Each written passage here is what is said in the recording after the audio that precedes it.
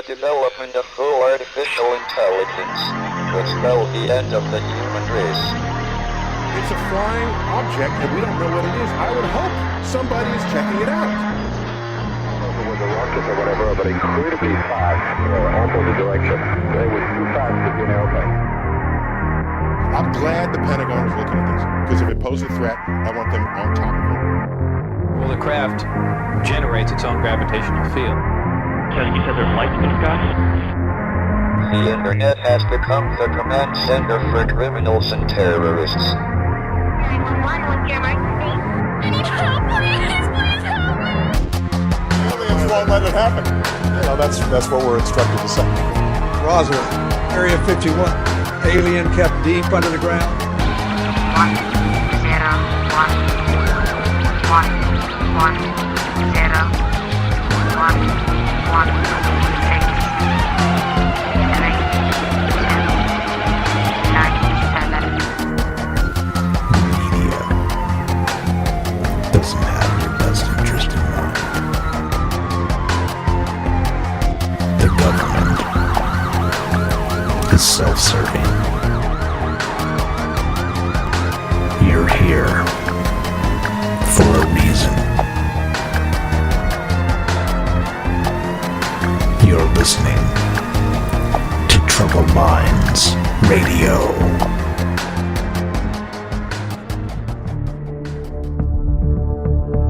Broadcasting live from a secret bunker just off the extraterrestrial highway. Somewhere in the desert sands outside of Las Vegas. From somewhere in space-time, loosely labeled Generation X on planet Earth.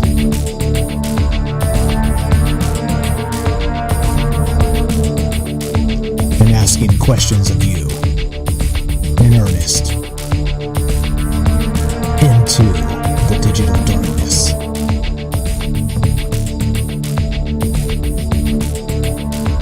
And that's my cue. Oh my gosh, so many things going on. Everything breaking all at the same time. Good evening and welcome to Troubled Minds Radio. Mix me on the fly. A little bit louder. I tell you what, if I wasn't so paranoid, I might think they were coming to get me, to shut us down. Every single time we start this up, something breaks. Something breaks. This is crazy. Okay, so like I was saying, welcome to Troubled Minds Radio. I'm your host, Michael Strange. I'm here with Sean from Canada, one of our old-time friends that's been on the show several times before, and we'd like to say hello to all of you who might also have troubled minds. What's up? What's up? You guys know what's going on? I hope. I'll fill you in. We have one problem after another over here on our end, but what can you do? I've been listening to Clyde Lewis a little bit. He's a radio host out of Portland, Oregon, and he was saying there's some kind of upcoming Facebook apocalypse. Like they're about to crack down on everything. And so I'm not sure what's going on. Maybe this is part of it. I don't know. I guess we'll check out our Facebook reach tonight and see if it's completely like stumped, like kind of squished down to nothing. Maybe we'll know there's some truth to that. I don't know. Like rumors are rumors, right? But proof is in the pudding. So anyway. Oh, totally. Yeah. Anyway, so this is Sean. What's up, Sean? How you doing tonight? Not bad, Mike. I'm doing good. I hope everyone out there is doing good and also having very troubling minds over what's happening as of late. Yeah, there's lots of things happening that should trouble the hell out of you, and so we're going to talk about that tonight. That's what's on deck. So if you guys are just showing up and you don't know what's going on here, or if you've been shadow banned or we've been shadow banned and there's nobody here, well, let me explain to nobody. No, I'm just kidding. There's some people out there. Let me explain. So this show is about aliens. This show's about whether they exist or not. This show's about the conspiracy. This show's about the paranormal. This show's about all the things we're not allowed to talk about. This show's about the news cycle, the 24-hour news cycle, the technocrats, the government, basically, literally all the things we're not supposed to talk about, right? We're supposed to be, good little humans that just kind of sit in our little bubbles, now almost literal bubbles with this pandemic, right? Now our Our figurative bubbles have become our literal bubbles. And as good humans, we're supposed to just sit down, shut up, and not rock the boat, right? That's really what we're expected to do. And then not only that, we're supposed to pretend like everything is not upside down, right? Like we're supposed to pretend that the government somehow, some way, mobilizes in an instant's notice to take care of the people, right? That's what we're supposed to believe. And yeah. Everything is awesome. Everything is awesome. As the fires burn, everything is awesome. Yeah, so there we go. So share it up on Facebook if you haven't, guys. Let's put this shadow ban stuff to the test and see if we can actually spread the word out there and let people know that there's a minds out here that are thinking, trying to think outside the box. I guess we can put it that way. Don't like to take too much credit. We're looking at about 20 people right now. All right, cool, fair enough.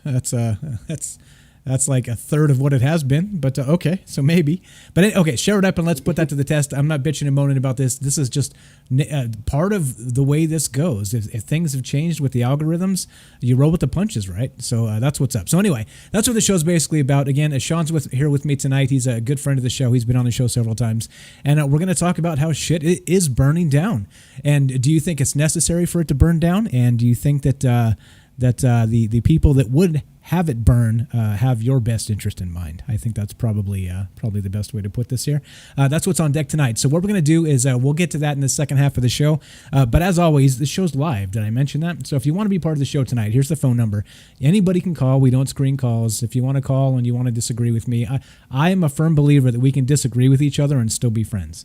So it's fine. It's totally fine. I'm not the arbiter of truth. I don't think anybody is, for that matter. I think it should be an open discussion, and I think that we should be respectful and listen to what other people have to say, and that's what the show is really about. So if you want to be part of it tonight, 702-957-1037 is the number. You can click the Discord link, and you can find the Discord. Discord is a chat and a voice client. Let me add that. So if you don't like the long distance area code, that's a Las Vegas area code where we're streaming from. If you don't like that, Discord is free and there's no long distance as long as you have an internet connection. You get on there and it's a voice and a chat client. And you can find both the phone number and the Discord at troubledminds.org. That's the official website. Blah, blah, so on and so forth. So what we're going to do tonight, among taking calls, we will do shout outs. So we're going to do shout outs. So if you guys are out there listening in chat and you want to shout out, just type where you're listening from and we'll shout you out and say hello. That's what we'll do first. Then we'll get to some news. There's some doozy of a news cycle that we've missed because we were off for a couple days here. And then we'll get into that. In the second half of the show, it's going to be let's burn this baby down. Burn, baby, burn. We're going to do it. Well, we're not going to do it, but we're going to discuss why it's happening. Yeah, go ahead. Yeah, go. Any hot takes on that? Go ahead, buddy. Mike? Yeah. Hello? What? Can you hear me? Yeah, I can hear you. Oh, okay. You got no hot takes? Oh, I've got a lot of hot takes. Depends on whether or not the people can take it or not. That's the big thing. Okay. Well, all right. So we'll save it for the show. Oh, all right. That's fine. We'll save it for the show. All right. I wanted to give you a chance to just spit some hot fire to start, but okay. All right. We'll save it for the show. Okay. So here we go. Here's the deal. One more time, we're going to do shout-outs. Just type where you're listening from. We'll give you a shout-out real fast. We're going to get to the news, and then we're going to get to the topic at hand. So let's get to shout-outs, and then we'll get to some Troubled Minds Radio. What's up, Caesar? Thanks for showing up. Caesar gets first on Facebook. Hello, how you doing? And yeah, so Facebook was broken. YouTube was broken. The audio was broken. There's a laundry list of shit that just broke at the last second. So yeah, we had to kind of duct tape again now on the fly. So what's up, Caesar? We got Lord have mercy, you're back, says Caesar. What's up? Thanks, appreciate that. Appreciate being missed. Derek, hello from Canada. How you doing? That's 2 Canadians in the house. William, what's up? Yay, thanks for being here. Says glad audio is fine. Hello, guys. Yes, definitely. I'm glad everything fixed. John from New Hampshire, thanks for showing up. We got Justin. Finally got a text message like 10 minutes ago. Yeah, right? Yeah, right? Well, hopefully Discord hasn't shadow banned us, so there's that. Ben, what's up? Thanks for showing up. We got Justin says Moon. What's up, buddy? We got Sean. Extraterrestrial hybrids exist. I'm one of them. No, and one of them. And welcome to disclosure. There we go. Sean on Facebook just gave us disclosure. It's real. It's here. It's happening. Christopher, what's up? Hello, greetings. Hello, fellow Earthlings. Brian, what's the topic tonight? The topic is burning down, man. It's burning down. And yeah, you'll see. Stick tight. We're going to talk about, is this sucker burning down? Is this the end of modern civilization? And if so, what is that going to look like in the future? So, and we have some predictors from the past, so we're going to go back and listen to some of that stuff as well. What's up, Brian? Let's see. Thanks for being here. We got Rajesh, a third Canadian. Holy smokes, we got some Canadians that loves the conspiracy. Yeah, thanks for showing up, guys. Sean there. Sean is here as well on Discord. What's up? We got Robert. Get ready, folks. You may learn a thing or zero. There you go. Exactly. Hopefully, the goal is that you don't come out of this any more dumb than you were. And I'm not saying anybody's dumb. I'm just saying I hope our dumb quotient doesn't bring anybody down. That's kind of what I'm saying here. Knucklehead. I don't think it's a dumb quotient. I think it's just more of opening up the mind to more possibilities. Yeah. There you go. I'm just, I'm self-deprecation here, just making fun of us. Okay, so let's see. We got Nikki. What's up? Thanks for showing up. We have, let's see. Sean says, we are not alone. We have never been alone. That's the beginning of the Ancient Aliens there, which I don't like the new intro, by the way. I thought the old one was better. What's up? Brian says, October 1 at TOS change. Read the notification. I don't get notifications. I'm shadow banned like 6 ways from Sunday on Facebook, so I don't get notified of anything. So when shit changes, it's the Z word, Mike. Is it? Oh, yeah, exactly. Don't say the Z word. I never said the Z word. It can't be me. What's up, Rohario says hashtag Green Lives Matter. There you go. I think that'll get us taken down as well. Let's see. Derek says, I lost audio. Nothing is working. Well, shit. Everything should be working. Everything looks like it's pumping out on here. Justin says, October 1st, Facebook will have to approve your post and you can't say any cuss words, no more memes and trolling. Wow, really? Is that for real? Okay, so maybe that's... Hey, that actually falls in line with what I have with later on. Yeah, well, exactly. Like, and where are we going? And is the crackdown imminent? So it kind of feels like it, even without knowing that, which I just learned. Thank you, Justin. That if they're going to have to approve every single post you put up, and no more memes and trolling, well, I again, cracking down on the speech. Yeah. Let's see. Robert says, yeah, no worries. Checks in the mail. Government has your ass. Yeah, exactly. Sean says Nevada is haunted. Lake Mead is also. There will be a ghost in them there hills. Okay. I'm near Lake Mead. I can go check it out. What's up, Peter? Thanks for showing up. Elizabeth says, holy troubled minds. Much love from Oregon. I'm truly going through WTF is going on. I have no idea. I'm with you. I have no idea, Elizabeth. Thanks for showing up. We got Brian Shouter from the Queen City in Ohio. And we got Derek says, did Ash get taken again? No, Ash is around. He doesn't have the time to do every show, so Ash will mix in as we go. That was kind of always the idea. Do check out his channel if you miss Ash. You can find that on our YouTube channel. He's over on the link on the right side. So there you go. Check that out. Ash is working on his own stuff as well, but he will be back. Let's see. We have Larry. Fire. What's up, buddy? It's all burning down. Thanks for being here. We got Nick says, what's up, Nick? Nick says, Pentagon admitted aliens exist earlier this year. Check it out. Yeah. Oh, yeah. We talked about that all the way through that drama, that rock in the boat. Yep. Yeah, definitely. Peter says sterilization. Yeah. Well, I hope not. Okay. Over to YouTube. We got Todd, hello from Kentucky, gets first. Fred from Arizona gets second. Thanks for showing up. We got Eli from Washington. Let's see. Fred says, never got a Facebook alert. Yeah, because everything's broken. Geo Magician on YouTube says, smash that like and spread the vid. Yeah, please do that, guys. It does help. We don't have a marketing department. It's basically just us. So if we're going to grow, it's going to be up to us. So please spread the word. Let a friend know. Do the like button, share it in the Facebook groups, all that good stuff. That'll help out a ton in the long run. And the more people we get to listen, the more hot takes we get. The more hot takes we get, the more we expand our mind. And there you go. Hopefully, the less fires in cities. Oh, jeez. Let's see. Adrian on Twitch, I see you there. Can COVID-19 kill aliens? That's a good question. I have no idea. I'm a knucklehead on the internet. I don't know. If you have a take on that, I'd love to hear it. Cedric says, forgiveness is divine, but never pay full price for late pizza. There you go. There you go. That's a good one. Old TMNT quote. Is that what that is? Nice. Yep. Okay, let's see. Adrian says, woo, Toronto, man. What's up, Toronto, man? Geo says, the whole simulation is breaking. The third Canadian, by the way. Fourth Canadian, by the way. So many Canadians here. We're outnumbered. Help me. We got G Wiz from YouTube as well. Brian, your former colonial ruler. What's up? Oh, Britain. Sorry, Britain, your former colonial ruler. Nice. There we go. What's up, Ash? There's Ash. Canadian hot fire. Yeah, we got Canadian hot fire. Canadian hot fire tonight. See, Ash is in the chat. If you miss Ash, go ahead and go over to YouTube and spit some hot fire in his face. Okay, here we go. Let's see. We got who else do we got? Okay, do share it up, guys, and do the thing. Anything before we get started here, Sean? I hate to hog the airwaves so much having somebody on the show. No. I'd let you do your thing, Mike. All right. Well, we got you here, so you could also do your thing. So if I can always do a thing, do a little dance, make a little get down tonight. There we go. Get down tonight. Okay, perfect. All right. So let's get to the news one more time. I want to point this out. I can't stress this enough. This show's live. If you want to be part of the show, 702-957-1037. It is Friday night, September, the night before it all burns down.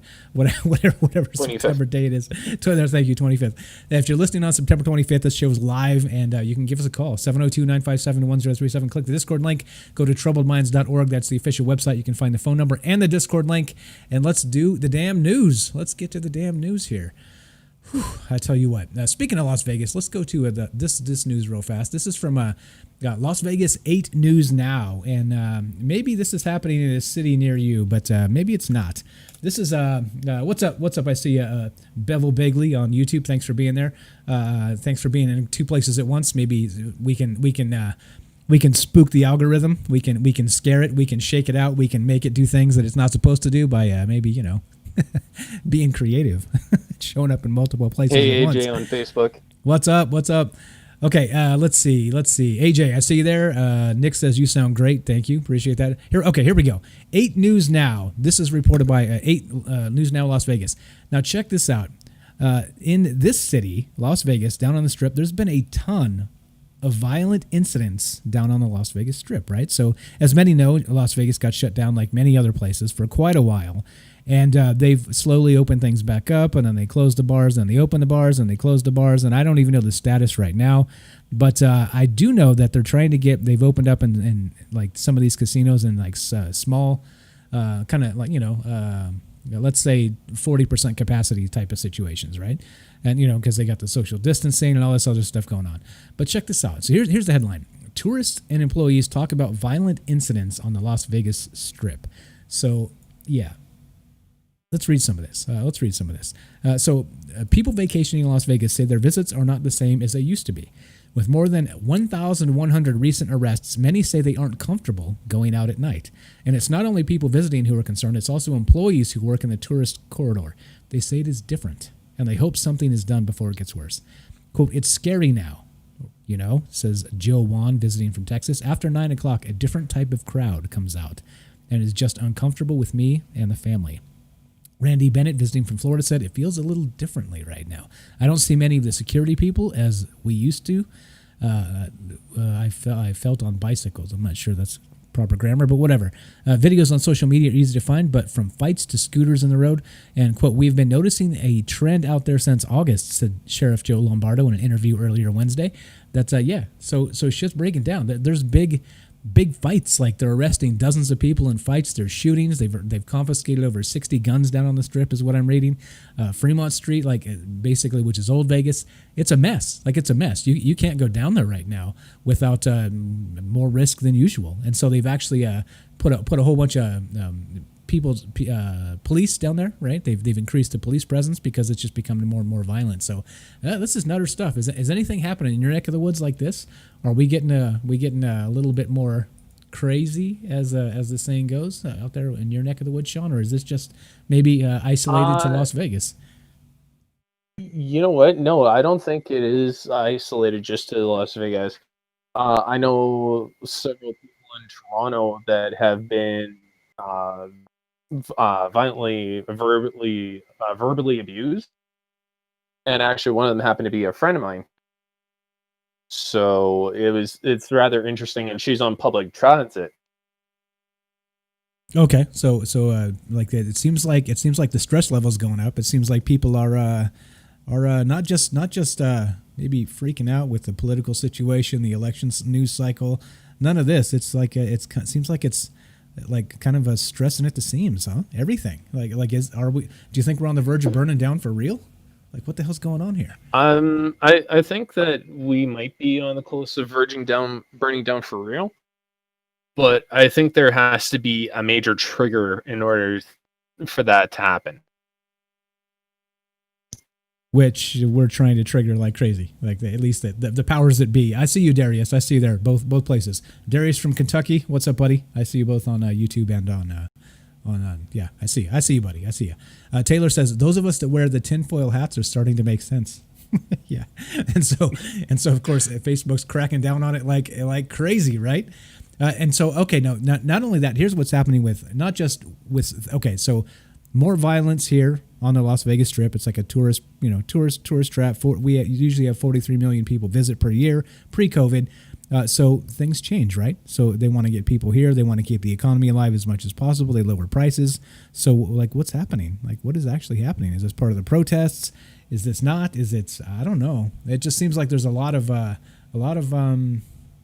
negativity out there right now. I think that's probably a good way to put it. A good way to put it. That's actually the perfect way to put it.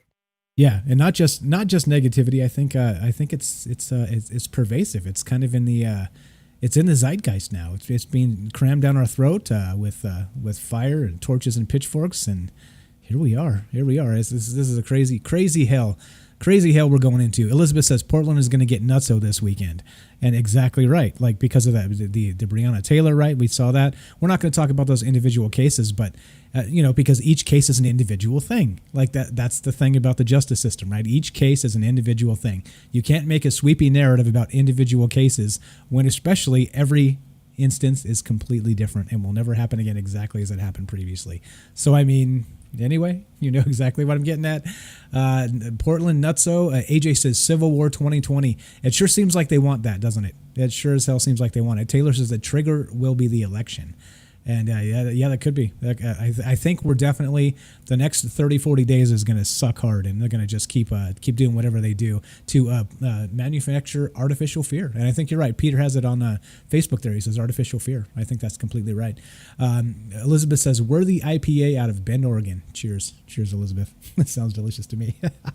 What's up, Penny? Thanks for being here tonight. No, that's not Ash. Ash is in the chat on YouTube. At least he was for a minute. I don't know if he's going to hang out, but he's not on tonight. This is Sean from Canada, and yeah, all right, there we go. All right, so let's go to another news story here. Let's keep moving on. How does it feel in your neck of the woods, guys? Is it off the rails right now? Is this just a media concoction to make people afraid, or what's actually happening here? I think that's the question, right? Are they flipping cars, burning down buildings, that kind of stuff? Yeah, is it actually happening in your neck of the woods, or is it, again, this is why we do it live, because we want to include you. We want to hear what's actually happening in your city, right? We can't be everywhere at once, but we can turn on the news and look on the internet, but everything is so damn compromised at this point that we can't take anything they say at face value anymore. Everything is spun, everything is twisted, everything is like even fabricated, straight made up to fool us, to try and make us think this or think that. Like it gets worse and it gets worse, and now I'm hearing this Facebook thing. Is that really going on? So what we're saying is to live stream on Facebook, they're going to have to actually approve the stream or any post or anything in the future. Like this is the crackdown. The crackdown begins. The crackdown definitely begins. Yeah. Okay. So here we go. Let's go on to this one. This is reported by NBCnews.com. And so now I saw this, and I just facepalm when I read this stuff. Okay. Now this is a think opinion analysis and essays from NBC News. They say, all right.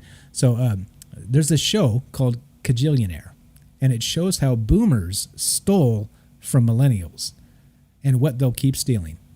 Miranda July made a heist film that's less about larceny and more about how the me generation is determined to take from us everything they can carry. You catch that? You hear what that's saying? Wow. You don't hate old people enough? Like, there you go. The boomers, they're out to steal everything from millennials. Everything. That's what's going on here. So this is a show that was done. I'm not going to watch this because I'm only going to read the article to make fun of this. But are you shitting me? Here we go. Let's read some of this. Miranda July's Kajillionaire is one of them, and a lot of other things, right? A kajillion isn't a real number, clearly, right? Clearly. So it makes sense of blah, blah. Okay. You know what? I'm not going to read this. If you guys want to read this, I'm going to link it. You guys can check it out. Here's the problem, right? Here's the problem. This is more division. This is exactly division politics. This is division media. This is you know how we always say that words mean something, and that the mass media has has a hand in what goes out in the zeitgeist. This is the type of thing we're talking about, right? Are we seriously saying that because millennials are so woke with their globalist views that the me generation is the boomers, and they've taken everything from millennials, and millennials will never have anything of their own because the boomers stole it all? Like, that's what's this say? Kajillionaire shows how boomers stole from millennials and what they'll keep stealing. If anybody can explain this to me, can you please call me and explain this? How does this make any sense whatsoever?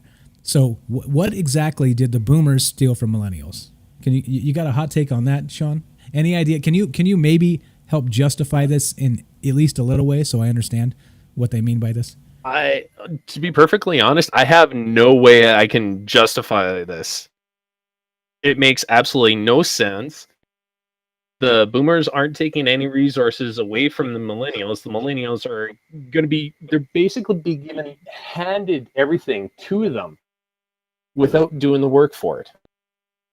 Okay. So now, of course this is division to politics. well, it's division politics, and here's the thing. And I don't want to malign an entire generation. I always say that, and it's true. We shouldn't malign the millennials, just like we shouldn't malign the boomers, right? And I hate the term boomer. It pisses me off a lot because it's negative, right? Like we need a negative term for the millennials, right? So we can help stoke this division. But this is the point, right?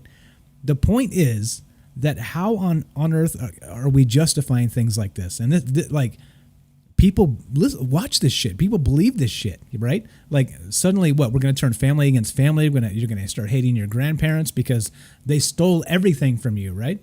Well, newsflash, by the way, also, without your grandparents, you aren't here. Hello. I mean, biologically, that's the way this works. So, I mean, like, you can't really say they took everything, can you? I mean, that's just... Facepalm. Yeah, big time facepalm. Taylor says Kajillion is totally a number. Yeah, exactly. Yeah, I guess it's totally a number. What's up, Paul? Thanks for showing up tonight. Brian says the assumption is it was the millennials' resources in the first place. Oh, they're time traveling. So it was theirs before they were born, and then when their grandparents were alive, they were stealing from what was the what would you call it? The birthright of the millennials who were not yet born. Yeah. I get it. Now I get it. Retro causality. I understand. All right, so we're on the same page here. Yeah, okay. Larry says boomers aren't looting. They'll be killed in nursing homes. They're being killed in nursing homes, and I laugh morbidly. That's not funny, but it's true. It's true now. Taylor says a person is very true. Yeah, it's terrible and true. Taylor says a person is decently smart. People are dumb. Yeah, there you go. Group mentality. Groupthink. It's terrible. Sean says millennials and Generation X learn from another. No, I mean all people should learn from one another, not just like this. This is exactly the point, right? Like the division politics it's by generation, right? It's by, we always say this. It's socioeconomics. It's by race. So not even race. It's a subdivision of skin color, right? Because you can be a particular race and not a particular skin color. Like these things they don't match all the time. But of course, by the media stoking this kind of stuff and people creating shows like this is exactly what we're talking about when we say division politics. It's out there, right? People will see this and it will influence them one way or the other, and they may or may not believe this. But imagine if just a small chunk of the people that see this garbage are influenced by this, and they really think that the boomers are stealing from millennials, right? With Greta, right? How dare you, right? How dare you talk about profits when the world is burning down? Right? Like, it's the same sort of situation. Wait, Mike. What? How dare you? How dare you? Want it? I got it. Hold on. I got it right here. It. Right, yeah, I got it right here. All right. I got it right here. I'm just saying, like this is exactly what we're talking about. And it's dumb. And this is we should be gaslighted by young people that think they should have everything now. And also newsflash, by the way, your grandparents didn't have everything when they were your age. They spent a lifetime working for it, one way or the other, right? Whether it was this type of work or that type of work, just surviving is work. Okay, so yeah. Anyway, right? How dare you? Yeah, that's exactly right. How dare we? Gaslighted by the millennials. She's not even a millennial. She's younger than that. What's up? We got Resigned Reaper. I see you on Facebook. There says it's Marxism 100%. And right, when you have to divide and subdivide every group and class of people and then pit them against each other, why do you think that's necessary? Why is that necessary? Don't you think, like, if people focused on the things they agree upon to make change, things would change, right? But no, because that's too positive. That's too pointing at the government when they fail. That's too pointing at the media when they fail. That's too pointing at academia when they fail. When they fail, they continue to fail, and they don't want us to notice. Instead, they want us to hate each other. And here we are. There you go. There's a show about it, Kajillionaire. I'm not going to spend 1 second watching this garbage because no, thank you. I hope it gets canceled before it gets released. How about that? Garbage. Let's see. Elizabeth says, I'm a boomer born in 55, worked my ass off and got squat. You survived though, right? You survived. So that's what I'm saying. Just surviving is a challenge in this day and age, right? In this world, surviving is a challenge. And so you worked your ass off to survive, right? You didn't get shit for it, but you survived. Okay? To this point, that's what we got, right? Whether you have a bunch of money, whether you have a bunch of homes, whether you don't, you worked your ass off and you survived. Again, nothing's entitled, nothing's handed to you in this world. Nothing. Okay, let's see. We got some good comments here. Bevel on what's up? That's Darius says on YouTube out in Louisville they are protesting and rioting. It's happening all over the U.S. and Darius is from out there, so he should know. Adrian on Twitch says, "Do they forget that boomers die?" Boomers do die. Newsflash, we all die. Resigned Reaper says, Marxism victim mentality. Garbage people with no personal responsibility blaming older people for having more than them. And not only that, like, why? Like I said, newsflash, without your grandparents, you're not here. So anyway, Taylor says the good old divide and conquer mentality. And again, right, I still maintain, for all our differences, we're stronger when we agree on what to change. Okay? Because we force the government to do it. But they're not allowing us, right? This division politics, it's all garbage. This is all garbage. You turn on the news, you see it. It's all garbage. Let's see. What else? We got Nick says, got to be honest, I'm amazed that more people are not listening to this. Oh, yeah. Well, welcome. Share it, man. Share it to the world. Share it to the world, right? I'm telling you. Peter says, Greta is not amused with the meme. Oh, see, that meme apparently won't be allowed. That meme won't be allowed on Facebook, right? I guess that's going to happen. So anyway, we'll see. We'll see what happens October 1. Weird October 1 was the shooting in Vegas, the largest mass shooting in the history of the country. October 1, it's going to drop that Facebook slams the hammer down as well, huh? Interesting. Okay, so anyway, anything else on this Kajillionaire and how boomers stole from the millennials there, Sean? I don't know. Oh boy. Well, first off, millennials got to understand that they're not completely woke. There are a lot of things that they are blind to, and if anything, they should be gaining advice and life lessons from the boomers that are going to help them later on in life. When all of a sudden we have nothing, no electronics, no entertainment, that kind of stuff. And it's coming, isn't it? It's coming. It's on the way. A time is on the way when that's going to be a thing. Yeah, it's just like, I think the thing is we just need to stop using labels. It's always labels, right? Like it used to be respect your elders. Now it's like shit on them because they're stealing from you, right? It's like, wait, what? like in one generation, it went from respect your elders to just shit on them because Google knows better, right? Like you don't have to learn anything from your parents or your grandparents because you could just Google it, right? I mean, it's unbelievable how much shit. But are you going to learn how to Google how to grow a potato and actually nurture it, and then cook said potato and have said potato in front of you? No, it's not going to happen. Yeah, well, maybe, they'll be like buy the Monsanto potato, try and plant that, and then you can't because it won't grow. They've depressed the seeds, so they won't grow. It's just, I don't know. Like things have changed so much in about 50 years. Like literally the world is flipped completely upside down, right? Like I said, respect your elders to shit on them because they're stealing from you in one generation. It's absurd. It's absolutely absurd. Okay, so even just in the past 20 years, it's completely flipped. Yeah, agreed. Agreed, and it's the time frame is getting consolidated. We'll talk about that in the second half of the show here, and why we think the time frame is what it is, why it's happening, and some hot takes from the past that seem to just keep coming true. all the wisdom of the tinfoil hatters of the past, it all seems to be coming true. This is just crazy. Okay, so anyway, we're live one more time. It's Friday night. If you want to be part of the show, you got comments on this. What do you think? Is the baby boomer generation stealing from millennials, or is this just more division politics? Excuse me. And a bunch of... I can see a lawyer ad. Can you? For what? You got to explain, man. I'm talking associates. Have you been stolen from by a boomer? Well, call our number and we can get you compensation. Oh, I see. Did your grandparents steal your birthright? Dial 877-646-2918 and we will get it back for you. Yeah, who knows, right? Like, yeah, okay, I got you. Now I understand what you meant. Okay, yeah, it could be, right? Like, who knows? Like, and if this is allowed, that's the type of thing that we might be able to see here. Crazy stuff. Let's see. Nick says just an ideal that'll keep us fighting and distracted. We already dealing with 100 of them. Jesus Christ, JC. Yeah, okay. Taylor says that we should stop fighting ourselves and we should look at the people at the top of the hill. Amen. Capitol Hill or just the hill? The hill. Yeah, right. They both work.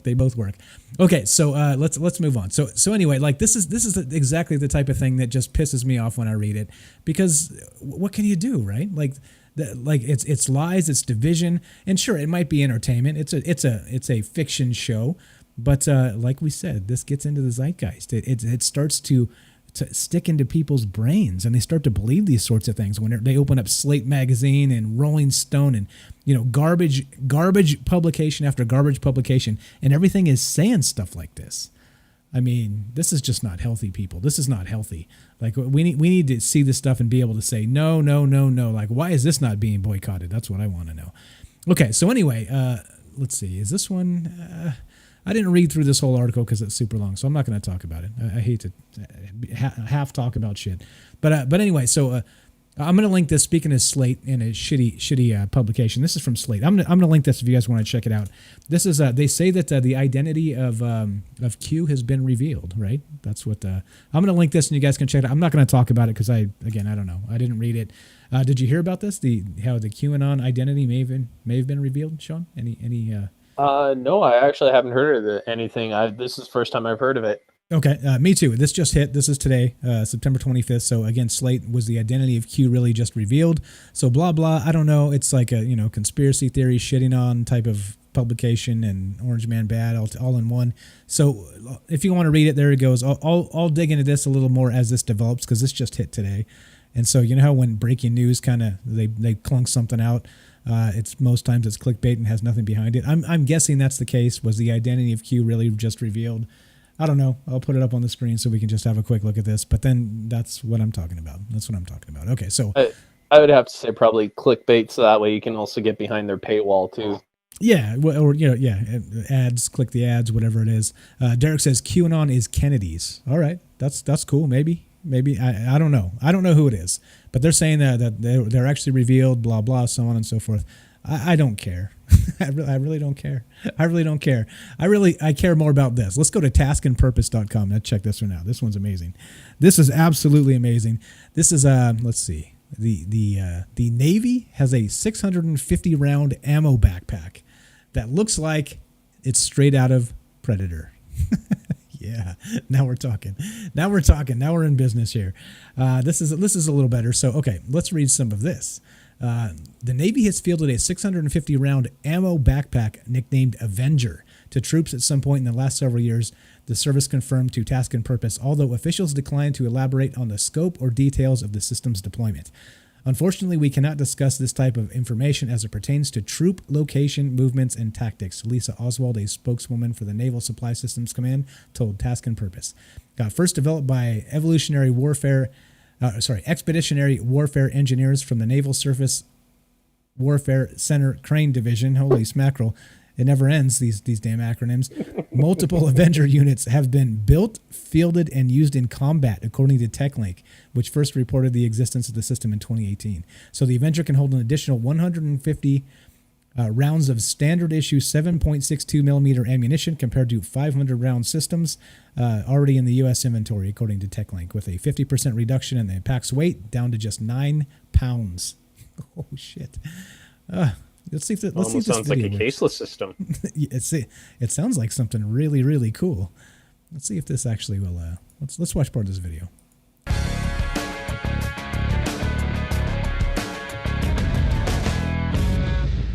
Yeah, Freedom File. The Rapid Equipping Force on Bagram Airfield harnesses current and emerging technologies to provide immediate solutions to the urgent challenges of U.S. Army forces deployed in Afghanistan. Can you hear that, Sean? No. Okay. The Rapid Equipping Force is the response and the answer for getting things in soldiers' hands. I don't even think this is related. Okay, whatever. Anyway, so what do you think about that? 650 round ammo backpack, nicknamed the Avenger.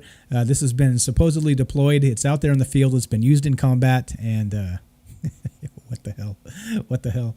It's like Chewbacca with the bandolier, or worse. This is crazy stuff. This is crazy stuff.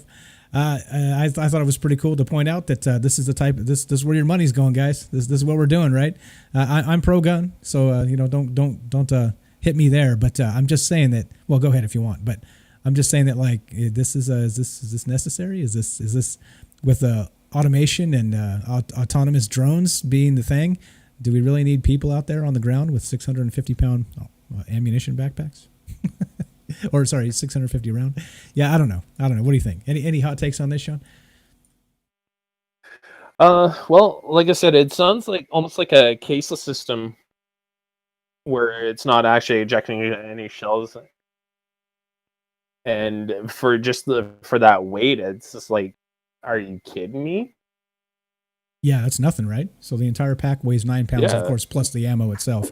So that's nothing. That's 9. Yeah, that's crazy stuff. Crazy stuff. Yeah, and you were saying it was 7.62, right? Yeah, 7.62. Oh shit! In total weight, you're probably looking at about maybe 25 pounds. Which is fantastic, and that's a ton of bullets. I could huff around 25 pounds, and I'm old. with a crickety back. I could do that. Yeah. So again, this, like I said, this is where money's going. I didn't want to talk about this for too long, but I thought it was pretty cool because, well, conspiracy. Well, there's where your money went. There's where your money went. All right, let's go to space. Not just space. Let's go to space time. How about that? Here we go. Let's link this. This is from thenextweb.com, and this article says this. Yeah, our reach is significantly down. Interesting. I wonder if Facebook's starting to crack down. Elizabeth wants to know, are they going to use it against us? Yeah. Well, that's a very dangerous question. That's a very dangerous question. But it could very well happen. Yeah, it could very well happen. Exactly. Let's see. The next web. Physicist says you can time travel all you want, but the universe won't let you change things. All right. That's pretty good, right? That's pretty good. I mean, if we how do we do that first? So a physics student at the University of Queensland recently published a paper indicating they'd squared the math when it comes to time travel. Not only should it theoretically be possible to travel back in time according to the numbers, but you could do whatever you want without making any fundamental changes to the present. In other words, the paradox of time travel may not be real. Wow. All right. So let's read a little more. The problem goes like this. Your eccentric old scientist buddy turns a DeLorean into a time machine. Before he can teach you how to use it properly, he's murdered by terrorists. While fleeing the scene in said DeLorean, you accidentally travel back in time to the month before your parents fell in love, and whoops, wouldn't you know it, you unintentionally screw things up. Now, they might not kiss at the big dance and end up having kids, so your very existence hinges upon your ability to right the wrongs you've caused so you can get Back to the Future. so wait, you mean to tell me mathematics says that Back to the Future was wrong? Oh my lord. According to this one guy, anyway. I don't know. Anyway, hot take? Go for it. What do you think? Let's see. I'm sorry, I can't. My mind just went. That's all right. So no, this is whatever it is. Like until we build a real time machine, this is all spitballing and some knucklehead wrote a paper. But this is not some knucklehead. I'm sure he's a very smart individual, he or she or whatever, right? I don't know who it is. Again, clickbait, right? It's clickbait. Physicist says you can time travel all you want, but the universe won't let you change things. So, we've talked about kind of time being one of those things that's ever present, and, it exists in slices from the beginning to the end. Somehow we're locked into our own sequence of time and we can't escape it. This individual is saying if we could, it wouldn't matter because you can't change it anyway. So there we go. So Marty McFly and Doc Brown, it was all just a movie. Who knew? Who knew? Well, it'd be actually kind of interesting because of the fact that what he's proposing is that no matter what you do, that you can't affect anything. So does that mean that you're actually able to interact, or like you're an observer, but you're not really there? Or right, exactly. But then there's also the what if you do, right? So what if you go back and you just blow up like an entire city? Like you manage to do something just so catastrophically huge that of course something has to change, right? I mean, that has to be possible, right? Yeah. So it just seems silly to me to say this when of course we don't have like the proof is in the pudding. Here's your time machine, go do it. I'm not suggesting anybody time travel and blow anything up, but I'm just saying, right? It's possible a person could do these things. And so if you could time travel, a person could still do these things in the past. And if you can do something large enough, you'd figure it would send a ripple through time in some way or another. Except the thing is the multiverse, right? So maybe if you do it, you spin off into another universe entirely, right? The multiverse and this whole bit. So I don't know. This is the type of stuff I like to talk about on the show, but again, it's sketchy at best. Till I see a time machine. It's sketchy and a very deep rabbit hole. Yeah, definitely. But which we do from time to time. We talk about time travel and these other things. And these guys that claim to, like the guy that's running for president that says he time traveled and all the rest of that. If you missed that show, go back and check it out. Pretty hot stuff. I thought that was a pretty good one. But again, right? Like, what does this even mean? Until we see people that actually can demonstrate time travel, this is just clickbait, more clickbait. That's what we do. We parse the clickbait without trying to click the ads. We do our best to not click the ads, to not fund these assholes. Anyway, my finger will not click it. I will not do it. Resigned on YouTube says about the armor or ammo backpack there, 60 to 80 pounds, and can't carry a bag with other gear in it. Plus, firing consecutive rounds will overheat the barrel, so they have to carry a spare for the 240. It seems like then Ash, what's up? Ash says it seems like you can't alter the past, but you can steer the future. Like the JFK assassination was a timeline adjustment. I've heard that. But again, right? Without the actual time machine, how are we gonna make a claim on that? You can't really. It's all speculation. So, et cetera, so on and so forth. Let's see. Well, Taylor on Facebook here says ethereal plane. That would be one of the ways that it. The reasons you wouldn't be able to change things. Maybe. So then it wouldn't be the prime material plane, right? I know my Dungeons and Dragons, which means it wouldn't happen physically. So it wouldn't happen like in the actual physical plane. Then you're suggesting that that's kind of like a dream state. Is that what you're kind of suggesting? Interesting. I guess that's what Taylor is suggesting. Yeah, crazy, good stuff there. Okay, if anybody has takes on this, time travel, the backpack, the millennial cajillion thing, where the boomers owe them something or some other thing. Violence in the cities like Vegas. Anybody has takes on any of this or anything we haven't touched on yet, you know what to do. Give us a call, 702-957-1037. You can click the Discord link, go to troubleminds.org. We're going to be, this is a long, slow talk show, okay? Hopefully not slow and boring, but like slow. We take our time because we want to include you. So if you have something to say about this stuff, that's why we do it live. Hiccups and bumps and bruises and all, and ums and ahs, and all the imperfections of the things that we are not. We do it because we want to include you, because we think that's more important than a polished, super polished reading a script type product. So one more time, 702-957-1037. Click the Discord link. And again, all the great people we've met on the show. We got Sean here. We got Ash. It's on the show regularly. Like these folks we've met on this show. I would not know them at all otherwise if it wasn't for this show. So God bless it for that at the very least. So we have some positive things happening, right? Again, like I said, we can agree or disagree, and we can still be friends. I think that's the most important part. Exactly. Most important part here. Okay. And so plus, we also have time for the trolls too. Yeah. I mean, like I get bored with the troll really fast, but I mean, sure. Well, if you can disagree, yeah. If you can if you want to disagree, that's fine, and have like an actual conversation, sure. But like, if you just want to call on troll, we have those too. Whatever. I'm a grown man. I can deal with trolls, so it's no problem at all. Okay, so here we go. Let's see. What else are we gonna pick out here? There's some really good news. We got the Russians moving in Belarus. Let's see. How about this? This is kind of interesting. This is reported by Futurism.com. Let me remove the ad blocker because they want us to see all the Wiener Schnitzel ads or whatever's going on here. Because you can't view their stuff unless you undo the ad block. But here we go. Link in this, and you guys can check this out. I thought this was pretty cool. Futurism.com. Scientists claim to have proved that crows have conscious experiences. What do you think? Do you think that it's possible that animals, crows especially, let's say crows because they're super smart, that they have a conscious experience? Here we go. For the first time, scientists have found that crows are capable of subjective conscious experiences and perceptions. It's a big step forward in our understanding of animal cognition. Prior to this, we only knew of conscious perception among humans and other primates. The brains of animals like birds were considered too different from our own to have subjective experiences. But this study, published Friday in the journal Science, potentially upends scientists' assumptions about just how smart animals might be. Okay, so anything real quick on that before I read the rest of this or more of this? You know what? I would believe it because of the fact that the crows, they are really smart. They can actually recognize they can recognize people's faces that harass them. There was actually a study that was done where people wore masks and were harassing the crows and stuff like that. And it went on for about a month or so. And when those people took the masks off, walked down the street, not a problem.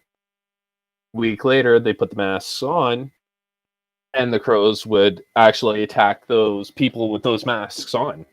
And they were harassing them. They remembered. Yeah. They're like, you MFer, that was you. That was you.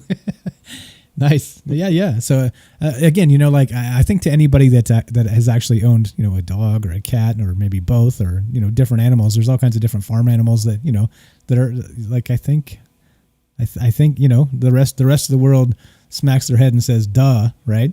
But science is like, oh, hey, other living things might also be conscious. What do you know? There's a documentary about an octopus that dreams. And it actually changes colors and stuff like that. Wait. Phil, please elaborate. What do you mean? There's a documentary that's going to be coming out. I can't remember if it's on Netflix or not.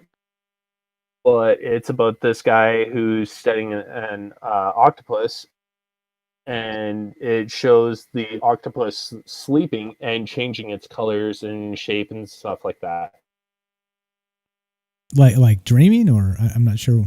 Yeah, like actually dreaming. Oh, okay, got it. So it having like a conscious experience in it's sleep, right? Okay, I got you. So yeah, I mean, I think the more we study this, I think the less I'm going to be surprised, but maybe science will be surprised. So here we go. So here's more of this. Crows and other corvid birds have long been known for their smarts and puzzle-solving abilities, but now brain scans conducted by neuroscientists at the University of Tübingen, I think I'm saying that right, I hope, reveal that crows actively think about whatever stimuli they experience during an experiment, even when it wasn't present. That's a pretty big deal since bird brains have vastly different and smaller cerebral cortices, which are thought to be the source of human consciousness. So again, right, we can't really even define human consciousness, and yet we want to rule out the fact that bird brain would not experience something similar. Animals are beneath us. Beneath us, the hubris of humans. Top of the food chain, you punk animal, boomer animals. Whatever. Yeah, I mean, again, this doesn't surprise me a single bit. It's like it's if anybody ever knew horses, right? You ever grew up around horses or spent time on a farm or type of thing? They're smart as hell. Like there's some animals that are smart as hell. There's that one that we actually talked about this a while back. Russell Crowe, right? He did that Gladiator movie, and he had this horse named Charlie or something. They filmed he was his horse in the movie, and like 20 years later now is that movie. Seems like not that long ago, but it's been forever ago. He ran into the horse again, and the horse remembered him, right? He's like, "Hey, what's that?" The horse ran over and was super excited to see him and stuff. It's like, come on. Come on, guys. Come on, science. Hey, both my cats are like 5-year-olds. Yeah, right. They're smart enough to get into drawers and look in a mirror and not freak out like other cats have done. And they'll actually look in the mirror and look at you through the mirror. Yeah, now tell me that ain't creepy. And more than that, like people put up their cameras and stuff, and then cats totally behave when you're around, but then you leave, and then they just start tearing shit up because they can, right? They know they're not going to get in trouble because you're not there, but you catch them on camera. Dogs do the same thing. I mean, they know, they know. Here we go. So let's just a little bit more of this. We'll read, and then what do you guys think? Are you surprised that crows or other animals have a certain level of consciousness, or do you think that they're just like NPCs in the video game world, in the Matrix? I mean, it just doesn't make sense to me. It just, when I see this type of science, I just go, yeah, no shit. No shit. It took you this long to figure it out? Exactly, yeah. And I understand, science can't work on, hunches, but no shit.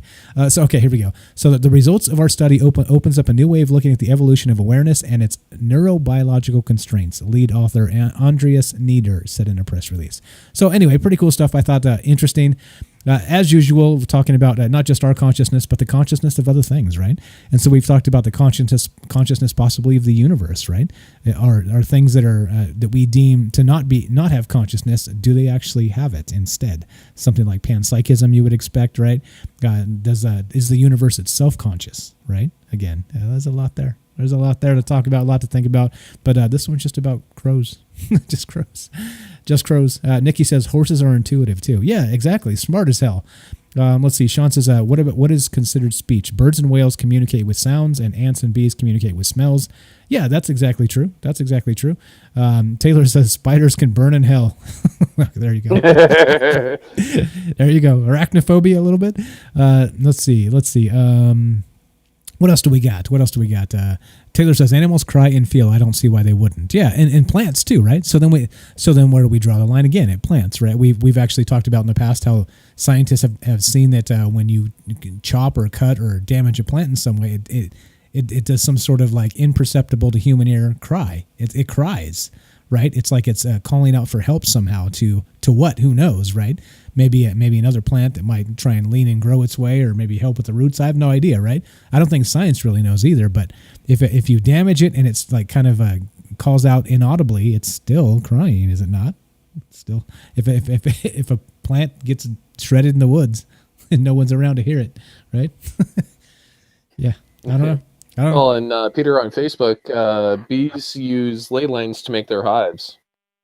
I hadn't heard that. That's actually pretty good. I haven't heard that either. Pretty good. We talked about ley lines in the last one. If you guys don't know what that is, check it out. Do check it out. I hadn't heard that. Taylor says, let's see. What else? Nick says, yes, the substance of the universe is consciousness. That's actually pretty good, right? What if dark matter is actually just consciousness floating around? It's kind of the brain matter of the universe. Yeah, who knows? Okay, anyway, one more time, we're doing this live. If you guys have comments on any of this, want to say hi, show feedback, whatever, we're doing this live Friday night, 702-957-1037. Click the Discord link.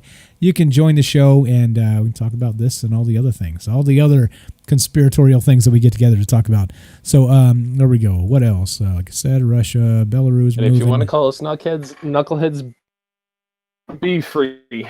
Yeah, definitely. Feel free. Well, that's what we do. We're knuckleheads anyway, so you wouldn't tell us anything we didn't know.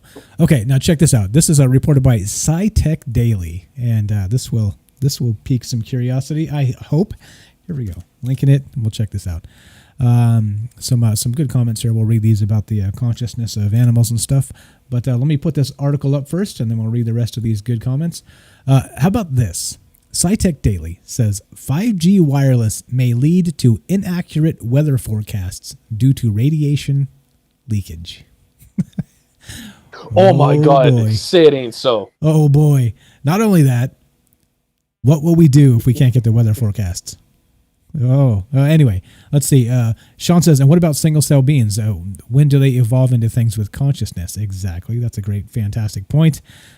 Sean says, cats can see ghosts. There you go. I've heard that before, right? Familiar spirits, they call cats, the way they're associated with witches in history. So yeah, definitely. Caesar says, Raven or Crow is it ending or death of old relationships or old jobs needed to move on, not the old Disney stories you hear about, but get rid of the old and start the new beginning. I'm not sure exactly what you mean there, but I'm sure it's over my head and fantastic. Let's see. Okay, so anyway, here, check this out. This is nuts. Let's read some of this. Okay, so I find it funny. 5G wireless may lead to inaccurate weather forecasts due to radiation leakage, right? But what about the people? What about the animals? What about the inhabitants of this world, right? Here we go. Okay, so let's read some of this. Upcoming 5G wireless networks that will provide faster cell phone service may lead to inaccurate weather forecasts, according to a Rutgers study on a controversial issue that has created anxiety among meteorologists. Not just meteorologists, people. Quote, our study, the first of its kind that quantifies the effect of 5G on weather prediction error, suggests that there is an impact on the accuracy of weather forecasts, said senior author Narayan B. Mandayam. There you go. I think I said it right. Yeah, I did it. A distinguished professor at the Wireless Information Network Laboratory, the WINLAB, the WIN Lab, who also chairs the Department of Electrical and Computer Engineering in the School of Engineering at Rutgers University in New Brunswick. Okay, so the peer-reviewed study, this has been peer-reviewed now, was published this month at the 2020 IEEE 5G World Forum, sponsored by the Institute of Electrical and Electronics Engineers. Fifth-generation cellular wireless technology stems from new, smarter ways, blah, blah. Okay, let's see. Let's find the leakage. The Rutgers study used computer modeling to examine the impact of 5G leakage, unintended radiation from a transmitter into an adjacent frequency band or channel, on forecasting the deadly 2008 Super Tuesday tornado outbreak in the South and Midwest. Okay, so now if we have 5G leakage, I'm not a scientist, but if we have it actually leaking into adjacent frequency bands, what else might it be leaking into? I don't know. Mama, why does my skin glow when it rains? Yeah, right. Again, 5G is not for us; it's for the machines, right? It's so they can communicate super fast. If it's leaking in these different bands, what else is it leaking into? I don't know. That's a good question. I think hopefully we'll see more peer-reviewed papers that talk about this. And sure, maybe here we go. So based on modeling 5G leakage power of minus 15 to minus 20 decibel watts, affected the accuracy of forecasting of precipitation by up to 0.9 millimeters during the tornado outbreak and temperatures near ground level. So it can be argued that the magnitude of error found in our study is insignificant or significant depending on whether you represent the 5G community or the meteorological community, respectively.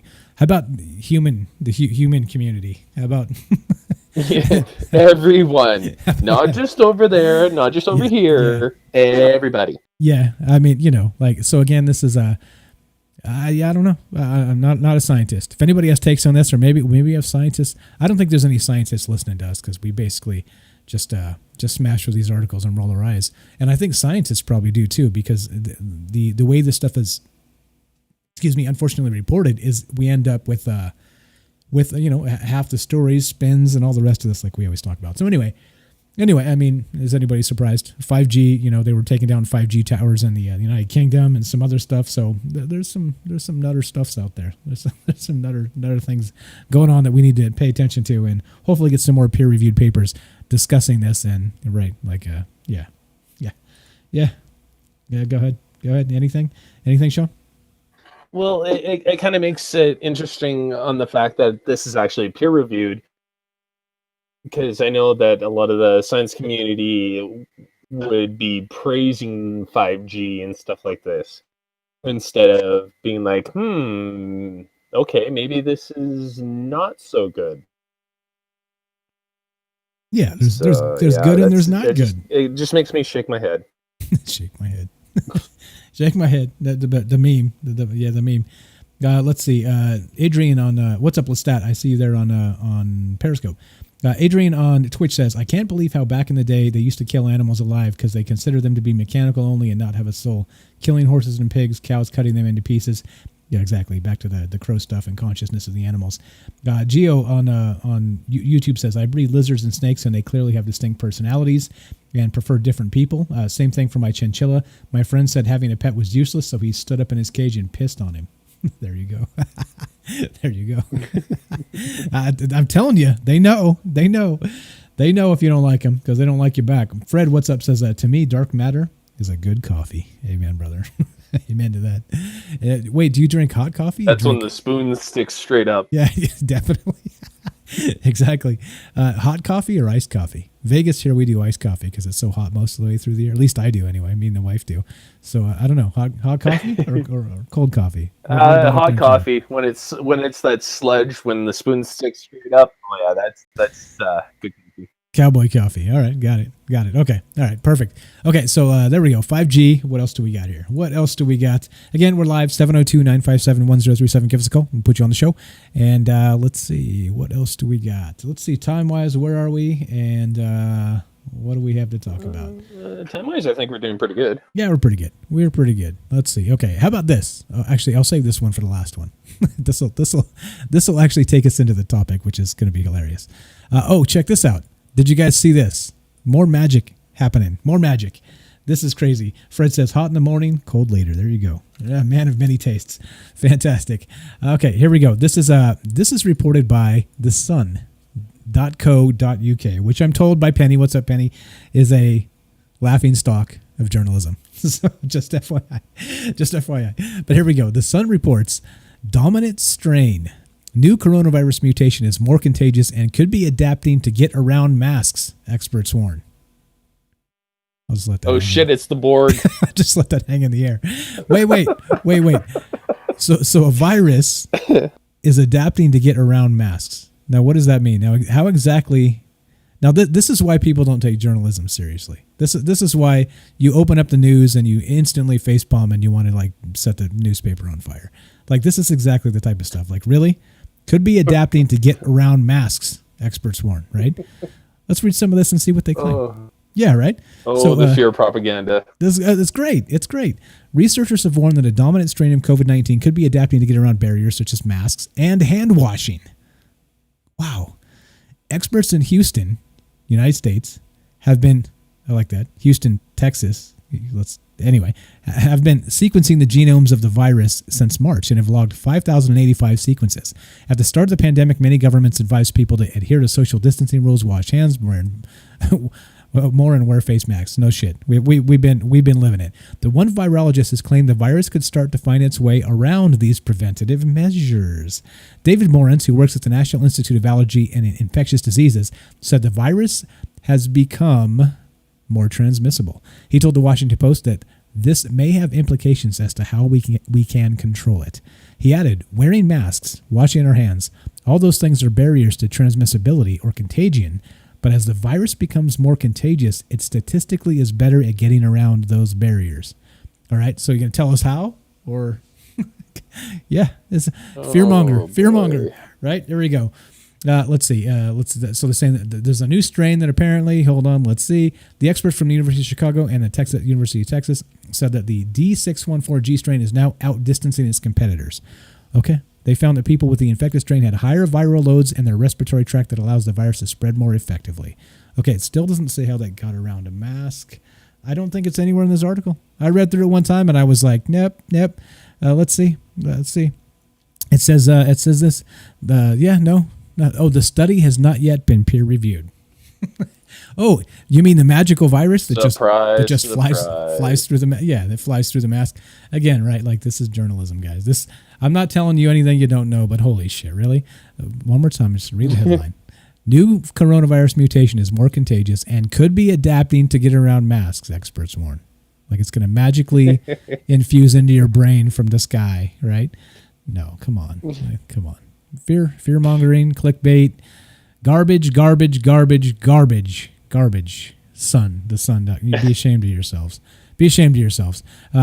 William here says Shame on you. Shame on you. Oh wait, I got it. Hold on, we got it. We got Greta. Waiting in the wings. Yeah. How dare you? The Sun UK. How dare you? How dare you tell us this BS? Okay, here we go. We got some good comments. William says maybe 5G can be used to do more accurate real-time simulation, predict real-time human reaction, like the Minority Report. Oh, you mean read people's minds in real time? Yeah. Let's see. Sean says, I am a mad scientist. I'm just mad. Let's see. Nick says, magic? Yeah, I guess magically. If things aren't peer reviewed, they're magic. They're just magic, right? They fall into the magic, the magic room. Ash, what's up, says, coronavirus bad, vote by mail. There you go. Right. Exactly. And I think, we're not going to get into that specifically, but again, some things, like we said, this whole thing seems to be a ridiculous sham. They've politicized it. Like I said, the media's completely failed us. The government's completely failed us. They politicize a pandemic, flip-flop, depending on what's going on and what's better for their party, right? Not for you or me or anybody else that pays their taxes and follows the laws. No, just for their damn party and for politics. It's a bunch of bullshit. Pisses me off. And putting more money in their coffers. Yeah, exactly. It's a fight over the who controls the budgets, right? That's really all it is. So okay, man, I'm tripping on my beer today. Okay, so here we go. Here's another one. This is reported by WCVB. Speaking of politicians that could give a shit about you and me, this ought to be good. No, G-Wiz says, not as mad as Frank used to be. Yeah, that's true. Frank is just an angry dude. But that's okay. You should have heard how he yelled at me after the shows about how dumb I was. It was even better. Frank, if you're out there listening, we love you, buddy. We miss you, my man. Okay, here we go. This is a reported by WCVB.com. Dianne Feinstein's husband named in university admissions scandal. Oh. You don't say. This is brand new, updated September 24th. And so Dianne Feinstein, for people that don't know, is a senator from the great state of California, right? Yeah. Oh, but her husband's been named in university admission scandal. Yeah, no shit, right? Again, like we're so concerned about letting the rich kids, rich donors' kids into these schools they can't make it into because they're out, snorting coke or whatever it is they're doing. Instead of studying like the rest of us that have to work hard to go get into school. Here we go. San Francisco. U.S. Senator Dianne Feinstein's husband, University of California Regent Richard Blum, was named Thursday by the state auditor's office as one of the regents involved in an admissions scandal where UC wrongly admitted dozens of wealthy, mostly white students as favors to well-connected people. Among those inappropriately admitted were a student whose family was friends with a member of the Board of Regents, a child of a major donor, and an applicant who babysat for a colleague of a former admissions director, according to the... Wow, that one was a stretch. Yeah, hey, well, I'm telling you, right? So here we go. This is even better. Blum told the San Francisco Chronicle on Thursday that he's done nothing wrong and that he's used his clout to get friends and family into the elite public system for years. Quote, I did it a bunch of times, Blum said, adding that he has never considered it a problem to write recommendation letters bypassing the traditional admissions process. A policy prohibiting such influence has been in place throughout Blum's 18-year tenure on the Board of Regents, the newspaper reported. Yeah, no shit. The funny part is, remember when the college cheating admission scandal with USC and what are their faces, right? The famous people. Remember that? So Lori Loughlin and those people, right? I can't remember all their names. What are the names? They'll come to me. Anyway. Whatever. Felicity Huffman, I think. Anyway, that made major news, right? Made national news. Well, what about this? How come this isn't going to get like its 6-week run in the news cycle? Well, why do you think? What do you think? You think this guy will see a minute in jail? Hell no. Hell no. Triple hell no. Not only that, he basically said right here in the article, yep, I knew it. I did it. I wrote recommendation letters, and that's just how shit works, right? He's basically just like, get over it. Get over it. This is the way shit works, right? Yeah, no, right? And this is why nobody trusts. I don't give a shit. Here's a scholarship for you. Here's a scholarship for you. Here's a scholarship for you. Exactly. You're black, you don't get one. Yeah. Or exactly. You're poor, you don't get one, right? Like any combination of the 10 different things. If you don't fall into the big, like Elizabeth from Oregon there says, it's a big club, and we're not in it. That's it. These guys are, right? They run it. So again, like let's pay attention to this. This just broke yesterday, okay? So let's see if this makes the national news. And if it does, kind of like that other one with Lori Loughlin, Felicity Huffman, that made national news for a very long time, weeks, right? They're still reporting on that, on the final verdicts, how they shake out and the rest of this, right? Because, those names get clickbait. Well, how come a senator with her husband cheating in the same manner, except from the area of power, not bribing your way in? This guy was just, handing out free tickets, Wonka's golden tickets, right? Or anybody seen that old movie? But I mean, like this guy was Willy Wonka. And so nobody gives a shit. Nobody gives a shit because, well, you're not allowed to, right? He won't see a minute of jail time. He won't step down. He won't have to lose his job. Nothing's going to come of this because this is going to get swept under the rug by the media. And here we are. Here we are. Here we are, the world we live in, where we're supposed to be, like I said in the beginning, we're supposed to be sitting here. We're supposed to be just not rocking the boat in our little bubbles, right? Don't be speaking too loud, Don't be demanding things that we don't deserve or can't get. Yeah, exactly. No. AJ says I'm voting for Starscream. All right, I'm with you, buddy. I'm with you. I was actually just going to read that comment and then go, well, I might go for Megatron. What's his name now? Yeah, Megatron. Yeah. At least he's got a direct plan. Yeah, where Starscream, he's all over the place. Exactly. Okay, let's see. Who else? What do we got? Okay, yep. Elizabeth says the big club. Exactly, the big club, and we ain't in it. So there we go. Like I said, let's keep an eye on this. This broke yesterday, and see if Dianne Feinstein's husband actually has any repercussions because of this, or if the senator picks up a phone, makes a phone call, and makes this go away. Right? Calls the particular media organizations and says, your ass is grass, right? If you press this story, your ass is grass if you don't drop this. Yeah, exactly. Okay, here we go. This one's from CNN. This is another fantastic one. Where we at time wise? I think we're good. I think we're okay. Yep, we're good. Okay, got room for squeeze another couple of these in. Let's hit this one. This is hot. Reported by CNN, one of the most trusted source in news. Right, one of my favorites. Let me mute this. Here we go. Let's see. Here we go. Okay, so CNN says this. Amazon's Ring will sell a $250 security drone that flies around your home. Are we there yet? How could this go wrong? The sci-fi writers of yesteryear set up out of their graves and ask, "Are we there yet? Have we arrived?" Yes, we've arrived. Here we go. Let's play part of this video. Actually, it's 57 seconds. So this drone, the Ring Always Home Cam, will fly through your home. If it detects movement in another part of the house, it will go check it and make a video. It will also be able to pair with the Ring alarm system and fly a present route if the alarm is triggered. Ring has yet to show the drone fly publicly, and some of this footage is a simulation. Oh, okay. The device's ability to navigate your house is likely to upset some privacy advocates. No shit. Yeah. No shit. Yeah. Okay. So what happens when we have a one that flies around inside your home? Then we have multiple drones flying around outside your home, right? We got drones watching drones, your neighbor's drones watching your drones. Yeah. Well, facial, and guess who wins? Guess who gets all the data? Amazon's Ring, right? They own Amazon, a majority stake, etc., so on, and so it goes to their servers. And so what are they doing? Again, collecting facial recognition data on everybody. This is anyway interesting. I thought that was pretty interesting. So this flies around inside your house, but what's the next step? Ones that fly around and patrol outside your house, right? This is nuts. This is Nutter Butters, and this is where we're at. You gonna buy one of these, Sean? No, I am not. And if I see one, I'm going to knock it out of the air. Yeah, exactly. The shotgun, the shotgun. Sit on your porch with a shotgun, drinking lemonade, wait for a drone to fly by.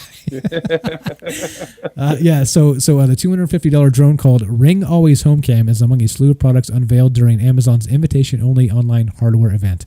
The drone is small and light with a high-definition camera and can automatically fly on preset paths to specific spots in your home, streaming video to your smartphone of what it sees along the way. Users can set up paths for the drone via a smartphone app, or if the drone detects motion in part of your home, can fly to that spot and make a video. Like we said, okay, anyway, blah, blah. There's the article. CNN, one of my favorite sources. Amazon, one of my favorite technocrats. What's up, Jeff Bezos? I know you're listening or paying some goon to listen. But yeah, I mean, what can you do? What can you do? Yeah. What's up? Remember if you can. That would be, yeah, I see you there. You're Darius. I remembered. Let's see. He says, Facebook is killing me. I can't see no one in the chat. Yeah, I said Darius. I got you, buddy. I see you there. Okay, let's see. We got, Sean says, South Park did an episode like that. There were police drones flying around watching other drones. That's exactly where we're going to be, right? It's going to be like a drone wars. Let's see. Justin says, the news is fucked when Comedy Central has more news than CNN, Fox, and other shit. Yeah, I think you're right. I think you're right. I think you're totally right, unfortunately. Todd says, my cats would kill those drones inside the house. Yeah, agreed. Again, cats that aren't conscious because they're just animals, right? Okay, anyway, there we go. Let's see, we got, let me grab one more out of this. We'll take a quick break and then we'll come back and talk about this MF or burning down. We're going to talk about this country, this world burning down and where it might be headed. And so maybe there's some predictions in the not too distant past where they really predicted all this, and we should have seen it coming. I think that's the embarrassing part with all this. We should have seen it coming. Like, lots of people have been calling it out, and they've been called conspiracy theorists and some other things, but I don't know. Here we go. How about sustainability? Let's go to this one. This is reported by Gizmodo, earther.gizmodo.com. And this is the thing that drives me the most nuts about sustainability. Why haven't we figured this shit out? Why haven't we been putting like a serious effort into something like this? Scientists have figured out how to capture energy from a gentle breeze. Whoa. Or, we have like the tides in the ocean that are, predictable and actually, able to generate power, very, very much like a dam, right? I mean, come on. Like, this is what I'm saying. So, like, it seems like, I don't know. Are we just not that smart? It's kind of like those areas like Texas that have high humidity, no water. Like, can we not get the water out of the air? I mean, you know what I'm saying? Like, there are things that do these things. So anyway, I don't know. It just seems like, be a moisture farmer just like Luke. Yeah, exactly. Is that really what's going on here? Let's see. Okay. So anyway, I could read a little bit of this, but whatever. Boring. Let's see if they figured it out. Like every single thing that gets reported, that seems like, oh, this could be the thing to save the world, and then nothing ever happens with it. You guys remember that viral thing? It was the what was it? Solar street panels. Remember that? Remember that? Oh yes. Have you heard that? This was like 2 years ago now or something, right? So why haven't they changed the world? Oh, right? I'd say longer than that. Yeah, several years. So why hasn't that shit changed the world yet, right? Like, these things go viral, they come out, they're like, oh, it's the hottest new thing. It'll change the world, and then years later, we still don't hear of it ever again. It made its initial funding, and then, they ran off with the money or whatever. And I'm not accusing them of that. I don't know if they did or not. But why haven't we seen it? I haven't seen a single solar road out there. Have you? Or a parking lot or a driveway or anything? I haven't seen a single damn one. So what's really actually going on? I don't know. Well, it's actually kind of funny because, as I was mentioning earlier when we were talking, how there's inventions that come out and then all of a sudden the people mysteriously disappear, or the invention mysteriously disappears. Yeah. Well, exactly. So are they paid to go away, or do they take the money and run, or like, what's actually going on here? I don't know. So we're going to do one more real fast, and then we'll take a quick couple minute break here. I think I need to go clear my throat because I keep choking over here for no good reason. But this is reported by autoevolution.com. I'm going to link this. As always, if you guys are interested in our sources, they're actually open right now in Discord. If you haven't joined the Discord, there's like a news channel right now. It's open to the public if you want to go check it out. All the news stories that we talked about tonight are in there, and they will also be on YouTube after the show. And there's also the stuff that we didn't talk about. There's a few that we don't have time to get to, so we'll get to it next time. But there's some other good stuff in there. But here we go. Check this out. I thought this was interesting for a number of reasons. Autoevolution.com reports that Google blocks Google Maps users from visiting this sacred Australian site. So Google has officially banned images of Uluru, Uluru, a sacred indigenous site in Australia that no longer allows visitors since 2019. So, okay, no problem. No visitors allowed, but now you're no longer allowed to see it on Google Maps as well either. So it says, but despite people from around the globe no longer allowed to climb the sandstone rock formation physically, everybody could still pay a digital visit to the region thanks to Google Maps imagery and virtual walking tours based on images uploaded by the community. Right? So on the other hand, Anangu, the traditional owners of Uluru, haven't been very pleased with this digital alternative. So Parks Australia, the body in charge of protecting Australia's national treasures, has decided to reach out to Google to request the removal of the 360-degree view of the site.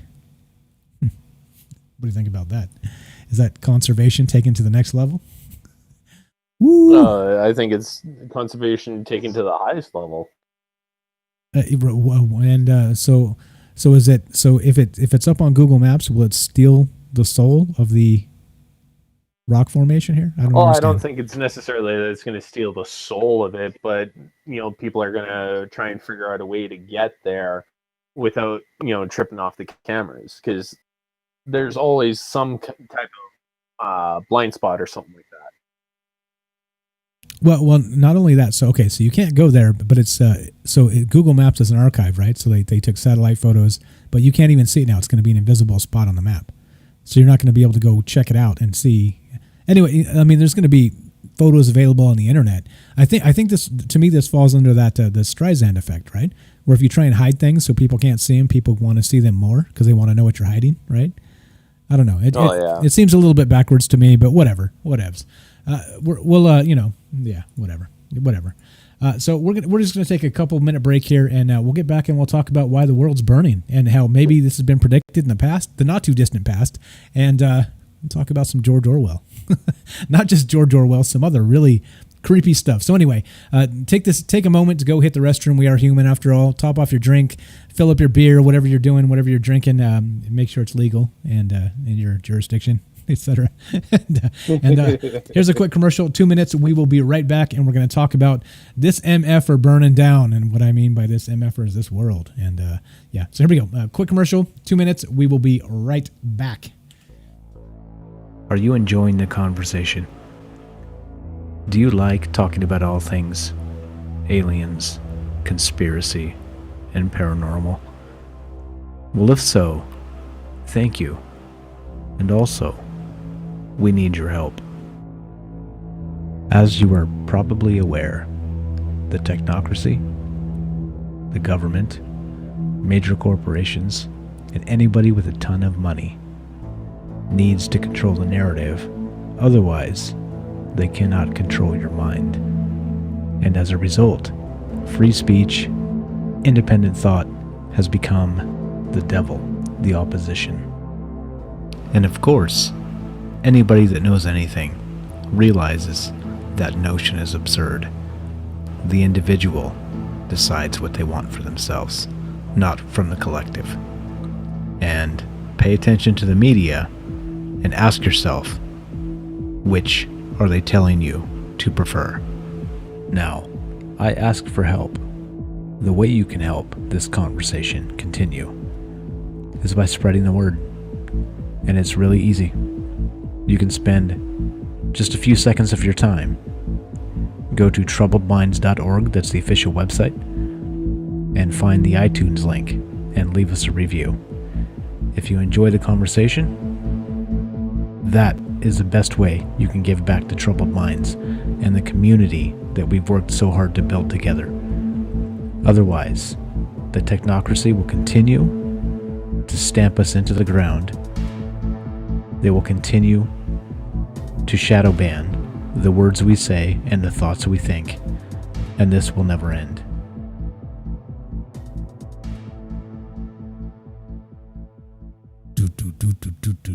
Scary, scary, scary. Yeah, all right. Justin says, weed's not legal here, but I still smoke it. All right, man. All right, all good. I'm not going to tell on you. Puff, puff, pass. Puff, puff, pass, buddy. Not going to tell on you. Let's see. What else?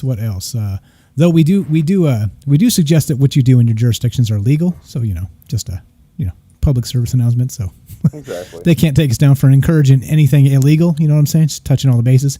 There we go. Let's see. Justin says, what's the other guy's name on the show tonight? Does he have a Facebook? He's right there in the chat. He had just asked in the chat.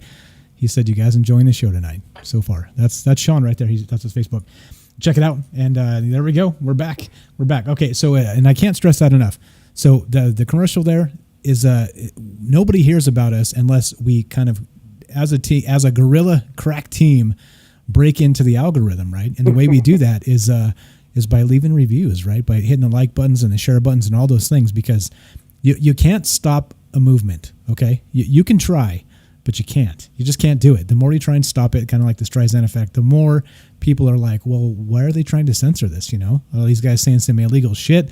Is it revolutionary, Like, I don't think we say anything revolutionary, but I do think that we kind of talk about things they don't want us talking about, and it's still legal, guys. It's still legal. Sorry. Yeah. Well, we give it an alternate take on what's out in mainstream, and also what we talk with our friends. Yeah, and that's why we do it. I think it's important, It's definitely important to kind of get the word out. So let's see. There you go. Yep, that's Sean. He does his Facebook there. If you guys want to find Sean, he's right there in Facebook chat. Let's see. Who else? We got some. Feel free to come down my rabbit hole. There you go. Wait, that sounds awful. Can you rephrase that? please rephrase that. Okay. Please come down my rabbit hole to see where I get most of my ideas from. Okay, perfect. That's better. That's a little bit better. Let's see. Okay. All right. So now what we're talking about tonight. Now this is why is it? Okay, so clearly it's an election year. We all know this. We've talked about this in the past. We're going to continue to talk about this because it's in our face. We can't dodge it. We can't get away from it. But this is what's actually going down, right? Every time something violent happens, we're burning shit down again, aren't we? More fires, more violence. Like I read in the beginning of the show, there we have an actual more violence here in the street. But here in Vegas, and I'm hearing it's other parts of the country as well. I don't know, like what's actually happening here. Is it formulated? Is it planned? Is it kind of just the stress of the COVID and the pandemic and the election year and all this is like a kind of joining together and turning into this just stress fest of hatred and violence. I don't know what's going on, right? It certainly seems like it could be accidental, right? It could just be like a confluence of several events that are unfortunate, right? But it also, I doubt it. well, there's that. But then, do you think that there's a possibility this might be all part of the plan? What do you think about that one? Oh, I think it's all part of the plan. You think so? As I said before, when I've called in before, that there's have people have their anxiety high, have their fear high, have their paranoia high, get their anger high, and then release them out into the world and just let them explode. And kind of sick them on each other, right? By hating each other, by the division politicking and the rest of this, right? I mean, so I've got some interesting information here.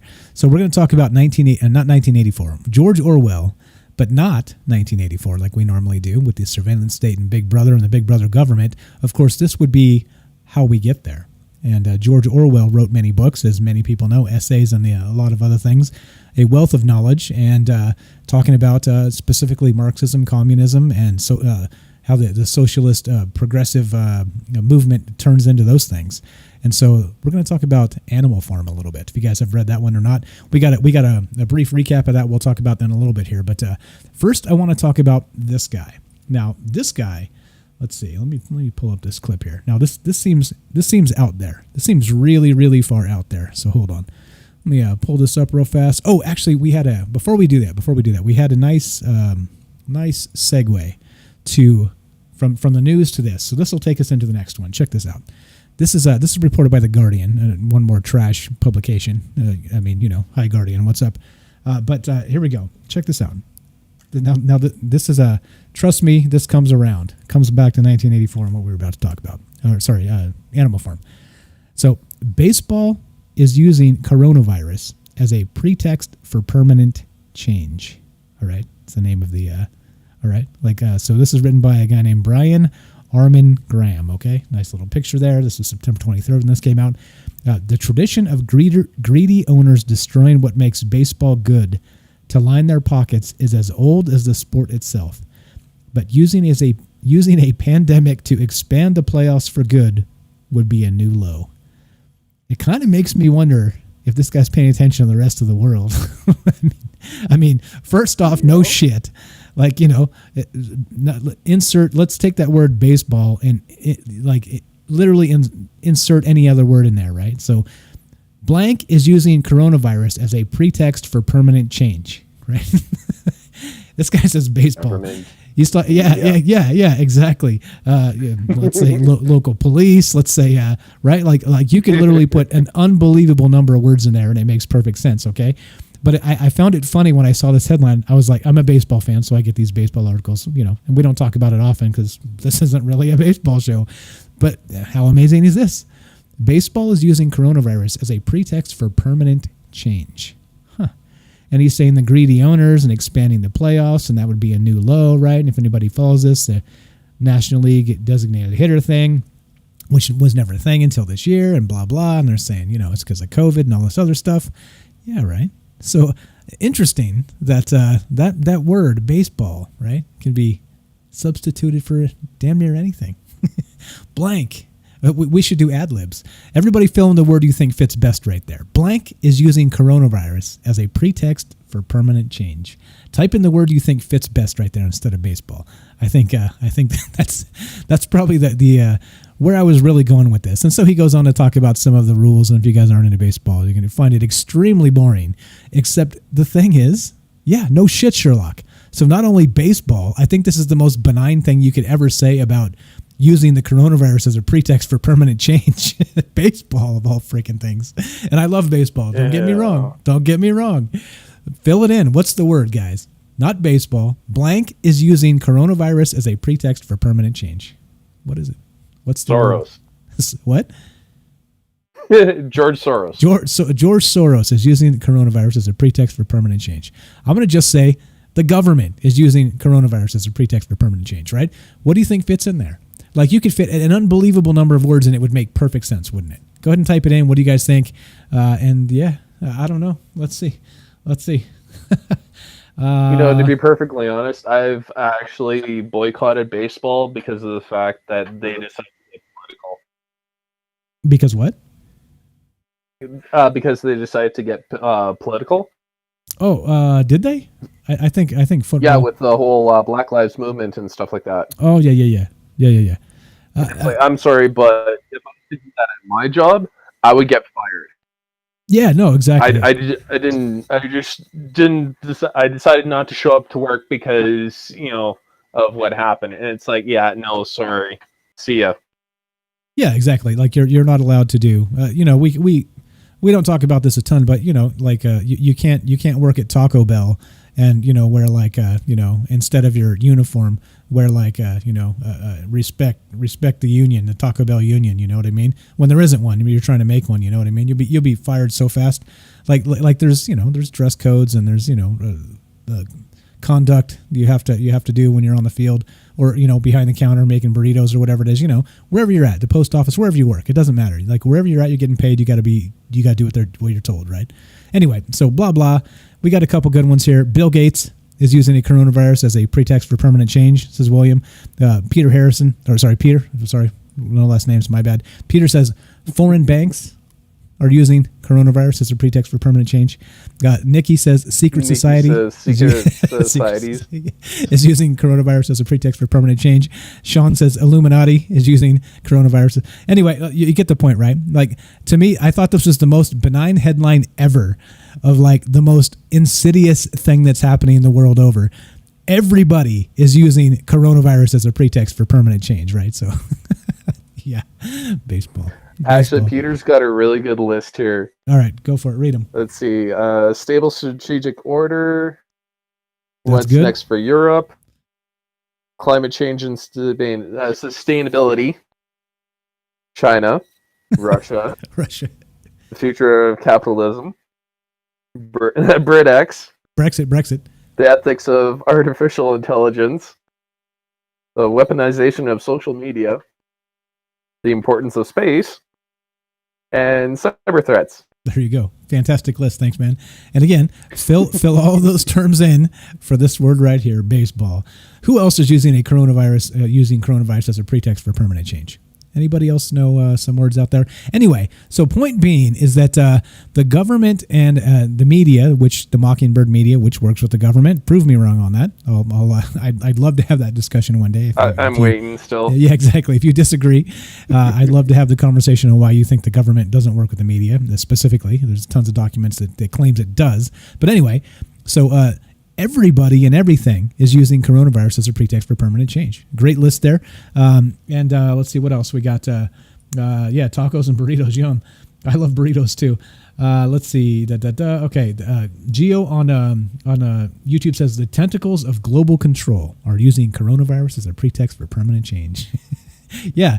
Okay. So anyway, my point being is that you see, like if you're going to make this sentence and put like the most benign word you could in this entire thing, baseball is pretty much it, right? Baseball is pretty much it. Like, yeah. First, no shit. Everybody is, but sure, you're a sports writer, but maybe put out another article where we talk about maybe the government is using the anyway, so on and so forth, blah blah. I thought it was hilarious. Use your powers for good, not evil. Not for the jester jobs. I mean, come on. Like, sure, people love the sports. I love the sports too. But if we have to make up our minds on what's the most important, to me, I'm sorry, it's not baseball. It's just not. It's why I do this show. Why we do this show. Why we talk about these things. There are more important things than the pretext of baseball here. Or, using baseball as the pretext for permanent change. And anyway, okay, so with that said, those are more important. Unicorns? Just about. Did you say unicorns? Purple unicorns. Oh, right, exactly. Purple unicorns. All right, so let's talk about this guy now. Now, there's this individual. His name is he's from the 80s. He used to work for the KGB. His name is Yuri Bezmenov. Okay, you guys heard of this guy? All right, so let me read just a little bit of his life here. He was born in 1939 near Moscow to Ukrainian parents. His father was a high-ranking Soviet army officer. He was born in 1939, like I said. Later put in charge of inspecting Soviet troops in foreign. Here we go. Let me throw this. It's getting somewhere. Hang on, just one sec. Let's see. Blah blah. Anyway, here's this thing. I'm going to link this if you guys want to read more about this guy. And he defected to Canada in the early 80s from the KGB. He worked for the KGB. Canada. Go Canada. There we go. +1 for Canada, right? So we have this. And these are some of the things he said when he got here. And remember when I said in the beginning of the show why these things are happening, and it seems like they're happening so fast, right? Like Sean said 20 years, right? I said 50 years. Sean's like 20 years. Shit, like less than that. Well, this guy actually has some actual insight into what he was doing in propaganda, disillusionment, and working for the KGB. So let's play a little bit of what this guy had to say, and it doesn't get more conspiratorial than this. This is nutter butter shit. And if you wonder if what's going on today with the political structure, with the division politics, with these social movements, with the rest of what actually seems to be, again, not an accident. Definitely not an accident. Let's see what he has to say. One more time. This is Yuri Bezmenov. He defected from the KGB after working in their propaganda work and disillusionment through the 60s and 70s. And there you go. Then he had defection to the West and life in Canada. Tinfoil hats, my friends. There you go. Strap him on. Let's hear what this guy had to say, part one. Well, you spoke several times before about ideological subversion. That is a phrase that I'm afraid some Americans don't fully understand. When the Soviets used the phrase ideological subversion, what do they mean by it? Ideological subversion is the process which is legitimate, overt, and open. You can see it with your own eyes. All you have to do, all American mass media has to do, is to unplug their bananas from their ears, open up their eyes, and they can see it. There is no mystery. There is nothing to do with espionage. I know that espionage intelligence gathering looks more romantic. It sells more deodorants through the advertising, probably. That's why your Hollywood producers are so crazy about James Bond type of thrillers. But in reality, the main emphasis of the KGB is not in the area of intelligence at all. According to my opinion and opinion of many defectors of my caliber, only about 15% of time, money, and manpower is spent on espionage as such. The other 85% is a slow process which we call either ideological subversion or active measures, активные мероприятия in the language of the KGB, or psychological warfare. What it basically means is to change the perception of reality of every American to such an extent that despite of the abundance of information, no one is able to come to sensible conclusions in the interests of defending themselves, their families, their community, and their country. It's a great brainwashing process which goes very slow, and it's divided in 4 basic stages. Okay, and we'll listen to the 4 basic stages as he describes this. Ideological subversion, he said. Psychological warfare. And this is what he was doing for the KGB. Propaganda work, disillusionment, and he's basically, this is one of those conspiracy theory things that goes around once in a while. We haven't talked about this in particular, so I thought maybe it was time. And it seems maybe timely even, seeing what's going on with everything. With this whole MF are burning down. It seems like this has been a part of the plan all along. And not just maybe from us, maybe from outside sources, right? The boogeyman Russia, right? Russia. And yeah. What do you think about that? Ideological subversion, psychological warfare. That's coming from a KGB guy that defected to Canada. And what do you think about that, Sean? Well, I think that whatchamacallit, psychological warfare on a mass scale, it will take quite a bit of time to have it gain traction and stuff like that, especially look at how political correctness has come along in just the past 30 years. You know, there's a lot of stuff that you can't say or that's not politically correct, and you get shunned for it. Or in newer cases, you get the mob after you. You lose your job. You get whatever. You get kicked out of wherever you were living. Things like this. I mean, it becomes, what does it become? A social credit score. That's what it becomes, right? So if you go afoul of the mob, we've created our own social credit score. Okay. And so the government hasn't actually legislated one like they're doing in China, right? China has their own social credit score where, we've talked about this often and we'll continue to talk about this as it develops with them. But if again, it's optional. Like I always say, this is optional, all right? The social credit score, they'll say over there, is completely optional, right? But the option, the alternative is you don't eat, okay? So it's no problem, right? So you don't want to abide by our rules. That's cool. You don't have to. But guess what? You can't work. You can't apply. You can't even apply for a job. You can't travel, right? You can't have a bank. Trade with anybody. You can't. No anything. You're not allowed. So it's optional because the other option is you starve, right? That's the option you're given. And so think about it this way: we've implemented the same thing ourselves through the mob, right? And so do you wonder if guys like this guy, Yuri Bezmenov, actually had a hand in this? I think he's going to tell us, but as we play the rest of these clips. But this is exactly where we're at today, right? Like, listen to what he's saying. Listen to the things he's saying. That it's a kind of a breakdown of society, and it's planned. All right, now let's play part 2 of this, and this is unbelievable. If you've never heard this, you guys are not going to believe this. Like, we played some stuff on this show where you're like, WTF is going on? But listen to this. Listen to this. Part 2, Yuri Bezmenov, again, KGB. He worked in propaganda for the KGB. He defected to Canada because, well, he understood in the end what was most important. And to him, it was his own safety, his own ability, his own autonomy to not live in a regime where you go afoul of the government and you end up dead. So, well, let's see.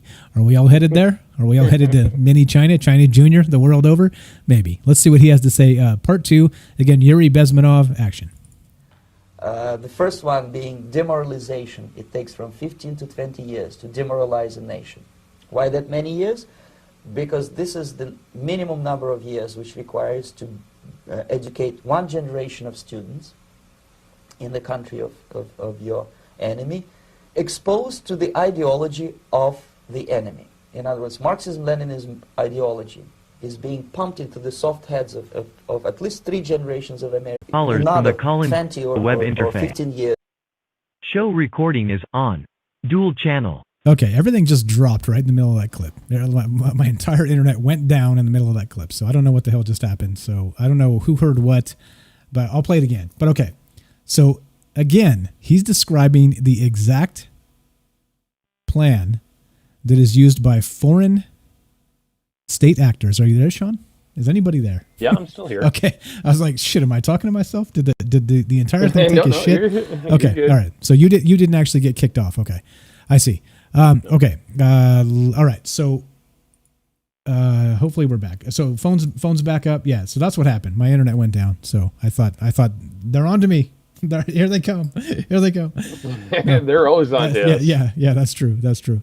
Okay. So anyway, one more time. Let's play. I think we have to be able to hear this in its entirety because it makes the most sense. Here we go. This is part 2. Again, Yuri Bezmenov and action. Hopefully we don't disconnect this time. Everything is still up, I believe. Let me know in the chat, please, if we've disconnected or whatever's going on. Sound check 1 2 testing. Can you hear us? Can you hear us? All right. Let's see. Todd says I'm here. What the hell just happened? Yeah, that's what happened. V2. I don't know what V2 is. I don't know what V2 is, Darius. I have no idea. Never heard of V2, so I can't answer that. Let's see. What else do we got? Who else? Sean says that they're good on Facebook. Good on Facebook. Okay. Good on Facebook. Yeah, we had a hiccup. All right, here we go. So let's play this clip again. Yuri Bezmenov got his wiki up. If you want to check that out, I did link it. And here's part 2 action. The first one being demoralization. It takes from 15 to 20 years to demoralize a nation. Why that many years? Because this is the minimum number of years which requires to educate one generation of students in the country of your enemy, exposed to the ideology of the enemy. In other words, Marxism-Leninism ideology is being pumped into the soft heads of at least 3 generations of American students without being challenged or counterbalanced by the basic values of Americanism, American patriotism. The result you can see. Most of the people who graduated in the 60s, dropouts or half-baked intellectuals, are now occupying the positions of power in the government, civil service, business, mass media, educational system. You are stuck with them. You cannot get rid of them. They are contaminated. They are programmed to think and react to certain stimuli in a certain pattern. You cannot change their mind, even if you expose them to authentic information, even if you prove that white is white and black is black. You still cannot change the basic perception and the logic of behavior. In other words, these people, the process of demoralization is complete and irreversible. To get rid society of these people, you need another 20 or 15 years to educate a new generation of patriotically minded and common sense people who would be acting in favor and in the interests of the United States society. And yet these people who've been programmed and, as you say, in place and who are favorable to an opening with the Soviet concept. These are the very people who would be marked for extermination in this country? Most of them, yes. Hear that? So the very people clamoring to burn this MFer down are going to be marked for extermination, because when there's no longer allowed dissenting voices, these were the dissenting voices that turned it all over. And they're going to think somehow they're owed something, right? Because they helped turn it over. They helped give the government all the power.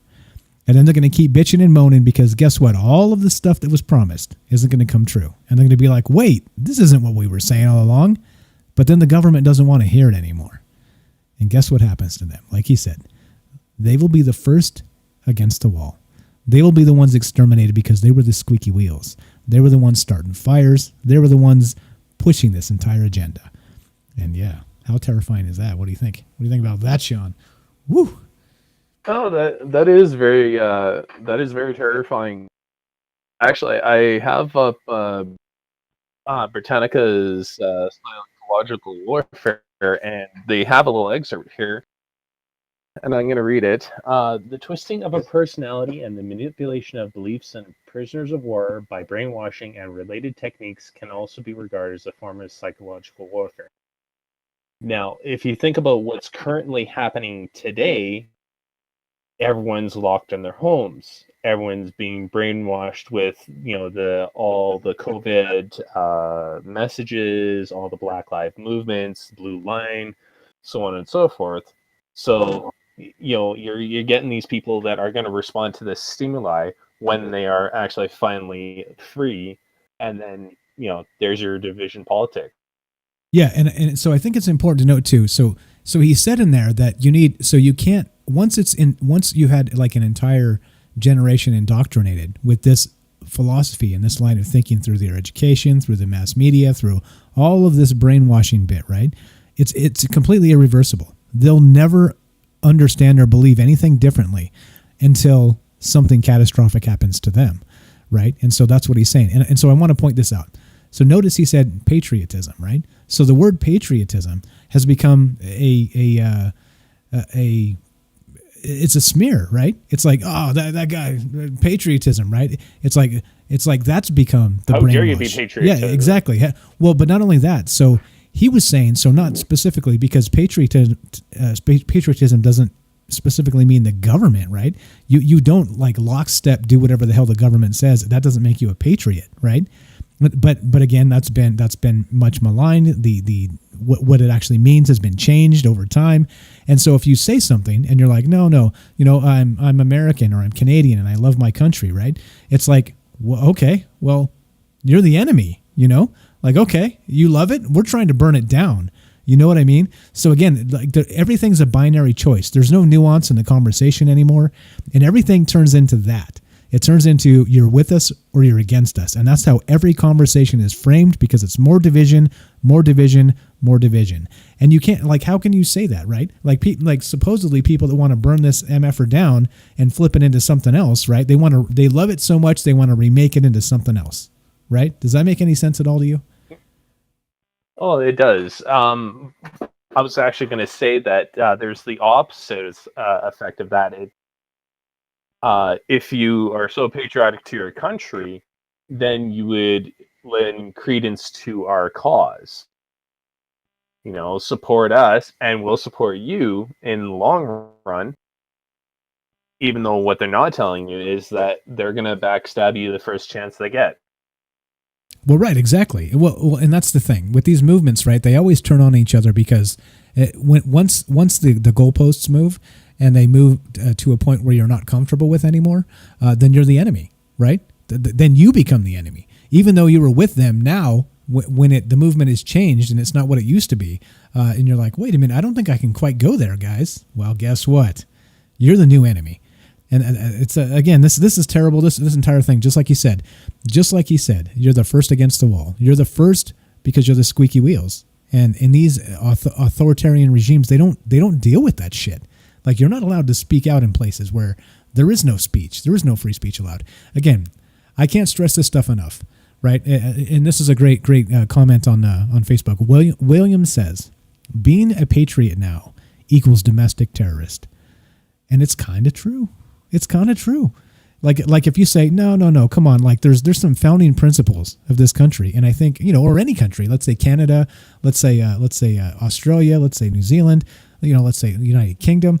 Like there's a lot of founding principles that were good. I mean, out of the United Kingdom came the Magna Carta, for crying out loud. Like the very first known instance, as far as I'm aware, of actual due process for people, right? I mean, there's a lot here. Like there's a lot of actual, like moving away from authoritarian like fiefdoms and castles and monarchies and things like this, where they just butchered people if you were inconvenient, where they moved. There was this huge movement toward human rights. Okay. That every life meant something. And we're not there yet, of course. Like, look at the world over. They're still butchering people the world over. But I'm telling you, like I always say about these movements, it disturbs me a lot when we're not trying to bring other people up that are in these situations, like Hong Kong, for instance, right? They are dying over there for free speech. They want to be able to speak out and say what they want, and they're about to be run over by tanks. We're going to keep an eye on that. We have been. Like, it's one of those situations, People are out there dying for this right. And here we are, clamoring against it. We love the country so much we want to just flip over the Bill of Rights and rewrite it because, well, they had it wrong, right? Yeah, they had it wrong. It's just they had it wrong. It's so sad when you have people that want to do something like that and not actually, see the grand scope of everything or see the big picture. It is very saddening to hear that it's like, oh, well, you're anti-mask, you're pro-life, or you're this or you're that. And it's like, it's exasperating. And again, we're not, we're not making this up. Like, there's people that come from these parts. We have people that listen to this show that live in parts of the world where you're not allowed to speak out. Okay. And that's what I'm saying. Okay. Like, life is not a binary choice, okay? Life is not a yes or a no. There is a lot of nuance. There's a lot of philosophy. There's a lot of conversation in what makes up your mind, right? Sometimes you have to pick and choose. There are many things that are important, but sometimes you have to prioritize and choose the most important. And I'm telling you, if you speak out and the social credit mob comes after you and ruins you, right? Ruins your ability to work or live or travel or whatever it happens to be, that's a problem. That's a big damn problem. And again, if you find yourself disagreeing with me, I want to hear from you. Again, we don't hide. We don't do like the 2 lines on Twitter where we call you a name and run off into our wherever. We don't do that shit. You disagree with me. I'm on the air twice a week for 3 hours. If you disagree with me, call me. Let's talk about this. I'm not right about everything, okay? I'm right about some things. I'm also wrong about other things. But without the conversation, what are we doing here? Like, that's the entire point. If you want to talk about this, again, I'm not afraid of conversation. I'm not afraid of somebody. I'm not afraid of trolls. I'm not afraid of this. Like, if I was, you think I'd be doing this? If you want to call and talk about this and you think we're off, or do you think we're onto something, or do you think it's not so binary? Because it seems like we're making it binary, right? As long as a talk show can be, it's you still, like, there's always more to talk about. And I think this is important. I think it's critically important to talk about this, and this is why we do it in this format. If you guys have thoughts on this, 702-957-1037, click the Discord link. And again, I'm not gonna do 2 Twitter lines and run off and hide. I'm right here.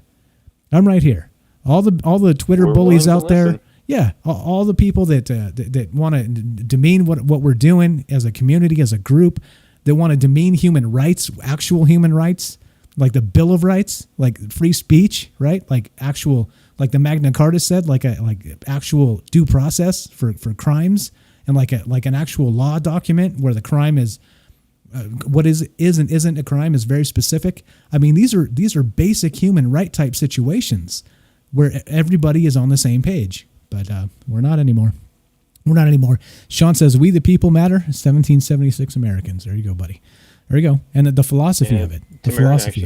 Yeah, Tamarin actually brings up a good question. Whatever happened with the French riots? Facebook and the news just stopped talking about it and closed everybody info. Yeah, not only that, we had another one. Let's see. Somebody said, Todd said on YouTube, what happened to the Hong Kong riots? And this is the thing, right? And this is the point of this show. Just because it falls out of the news cycle doesn't mean these things stop. Okay? It means that politically, the media is done with it. And so they stop covering it. So you see it's fuel to the fire. That's why it stops. That's why it falls out of the news. And as far as I was aware, as of weeks ago, I don't know, I haven't checked recently, but those yellow vest riots were still happening in France. As far as I'm aware, the Hong Kong encroachment from China is still happening. They're trying to take over Hong Kong as part of the sovereignty of China. All these things are still happening. I think Taiwan's next. I think that's next in the news. So, I mean, when it falls out of the news, it's because it's no longer politically expedient for whatever was happening, right? And yeah, it's fantastic. It's a great point on all that stuff. In all that stuff, yeah, definitely. Okay, so there we go. So again, if you guys have comments on this, you want to be part of the show.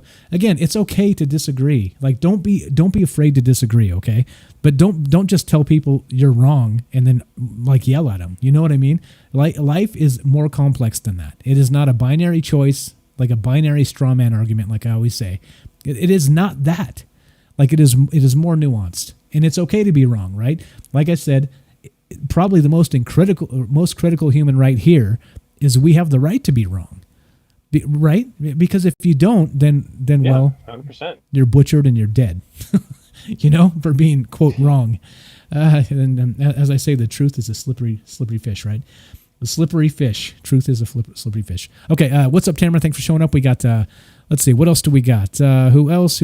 Sean says, Troubled Minds Radio has excellent education and debate. Great show. Thank you. Appreciate that. But again, right, you don't hear this stuff. You just don't hear this stuff.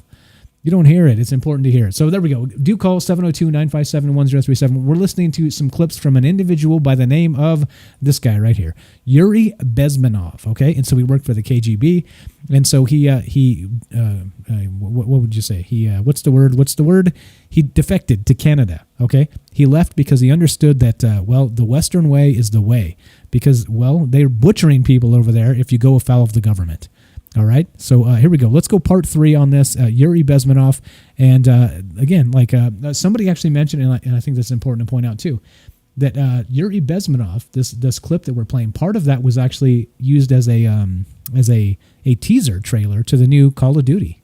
Did you know that, Sean? They actually used part of this. No, I didn't. Yeah, I knew that. I forgot it until somebody just mentioned it in chat here. Let's see. Geo Magician on YouTube says they used his speech in the trailer for the new Call of Duty Cold War. And that's exactly right. That's exactly right. All right, so here we go. Let's part 3 again. Yuri Bezmenov, KGB. Oh, sorry. Any hot takes on that? I talked too much. Anything there, Sean? Before we move on to the next My bad. No, it's all good. But I agree with what he was saying, that the people that are the squeaky wheels at the beginning are going to be the ones that are going to be eliminated. And if anyone else tries to dissent or try and provide a different view, they're going to be publicly executed shortly after them, as an example. Well, and because they were the change agents, right? So then once you get it locked in to where you don't want it to change anymore, and then you have the change agents still setting fires and shit, what's going to happen to them, right? When there's no more due process, when there's no more free speech. I think it's pretty obvious, right? But I don't think they do. They think that somehow they're immune again, because they helped usher it in. So they're not. As we're going to hear from, again, Yuri Bezmenov, part 3. Let's hear this action. The psychological shock when they will see in future what the beautiful society. Let me actually restart this thing. We got the little stuttering. I'm gonna restart this real fast, and then we'll So let me pull something up as we restart this, because it'll stutter the rest of the damn show if I leave it up. Anyway, so if anybody wants to call, now is a fantastic time. 702-957-1037. Click the Discord link. We're not gonna let this go. We're gonna continue to play these clips. It just memory leaks and this type of thing. It happens, right? It happens. It happens. I always, the reason I actually put the break in, one of the reasons is so I could restart the audio thing in the middle, so it doesn't do that near the end of the show, because it kept doing it, and then I always forget to restart it at the break. So yeah, we're human, aren't we? We have the right to be wrong, I hope. Well, exactly. Yeah. Okay. All right. So I actually, what I find really interesting with everything that's going on is, especially in Australia, is the incitement law that they have down there. 2 people have been arrested over supposedly inciting people to go to anti-lockdown protests. And out of the Weekend Australian here, I don't know if you still have that link or Article's up.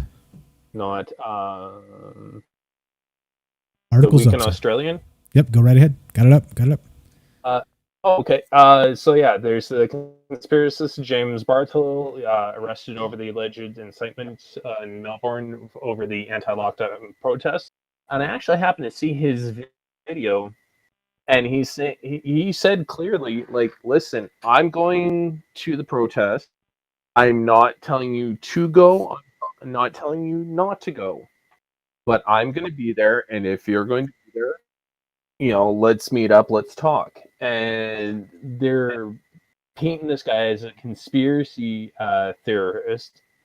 And it says here, he has a website called the Conscious Truth Network and is a major player in the anti-coronavirus conspiracy theorist movement, and is the latest to be arrested allegedly over inciting an illegal anti-lockdown protest. So now it just becomes one of those things where if you can't protest, even though it is within your Chartered Rights and Freedoms, Bill of Rights, so on and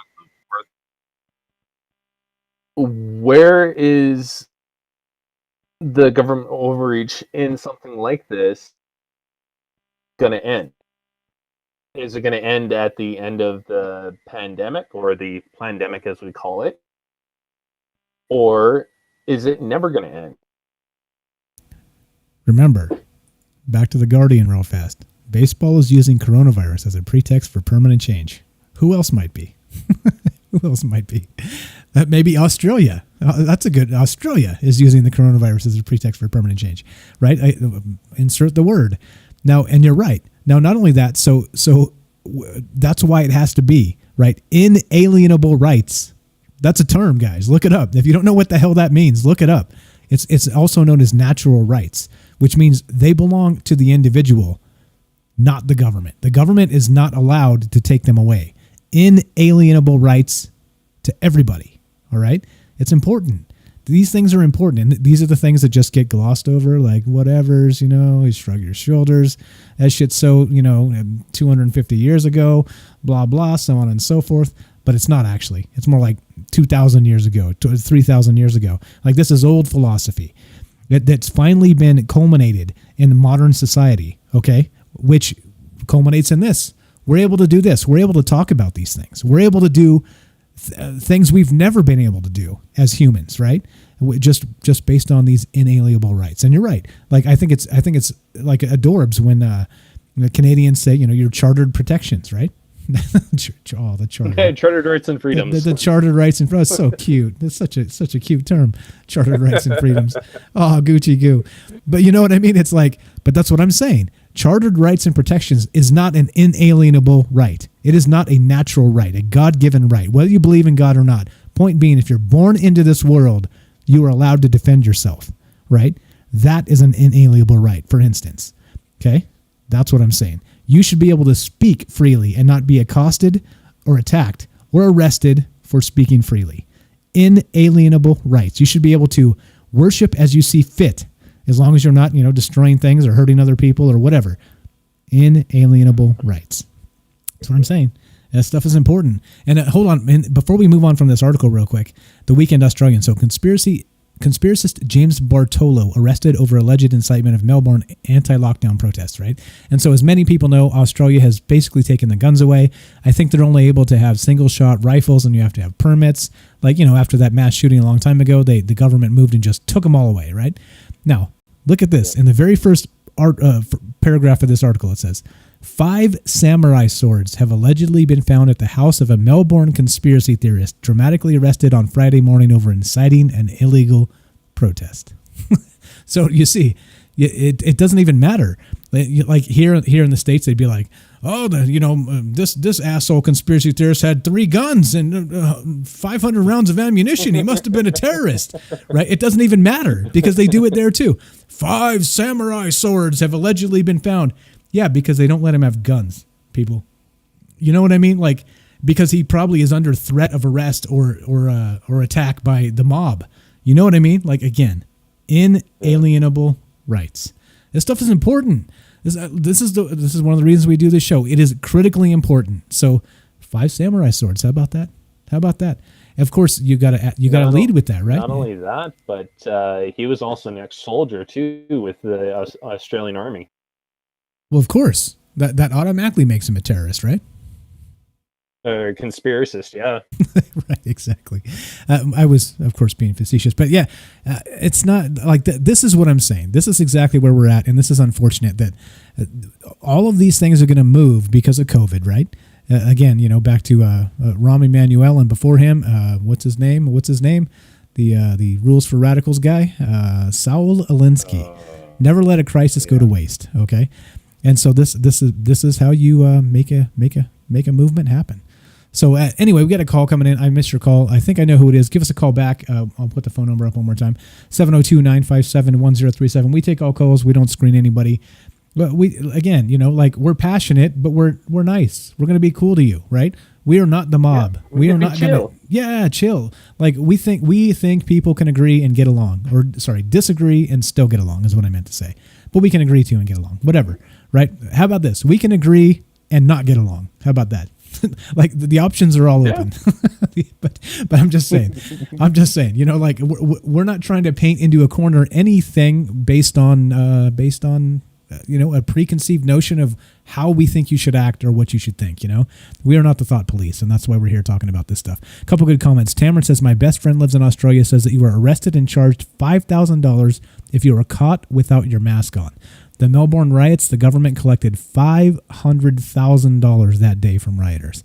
5,000 Australian dollars if you caught without a mask on. That's absurd. That's crazy. James says, finally made it. What's up tonight? Thanks for showing up. A couple more shout outs. We got My Humies. I see you there, buddy. Thanks for being here. Let's see. Todd says, got to get in bed. Adios. Great show. Thanks for hanging out with us. Appreciate that. Okay. Thanks, so go ahead. Sorry. Go right ahead. I was just saying, thanks to Todd, and Derek's actually a good comment here.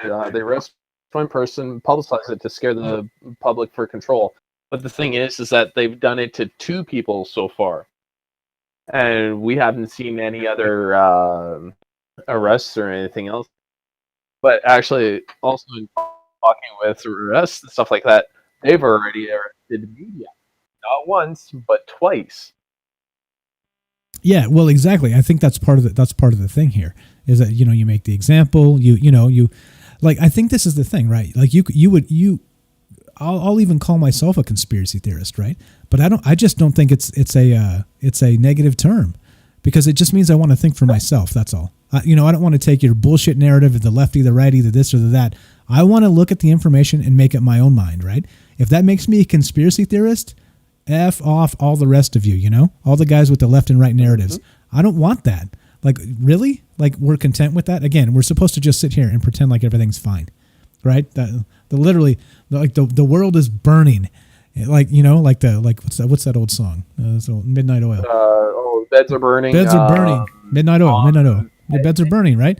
That was actually about climate change back in the late 80s, right? I'm pretty sure that's when that came out. But I mean, there's more than that. Like the rest of the governments of the world are burning, and we're expected to sit back and take it. It's unfortunate. One more time, if you want to, we had that call coming in, 702-957-1037. There's a phone number. We're going to leave it up one sec, and then we're going to keep playing these clips from Yuri Bezmenov. Great segue there with the Melbourne quick save when the thing took a crap. No problem. Nice work, sir. All right, okay, here we go.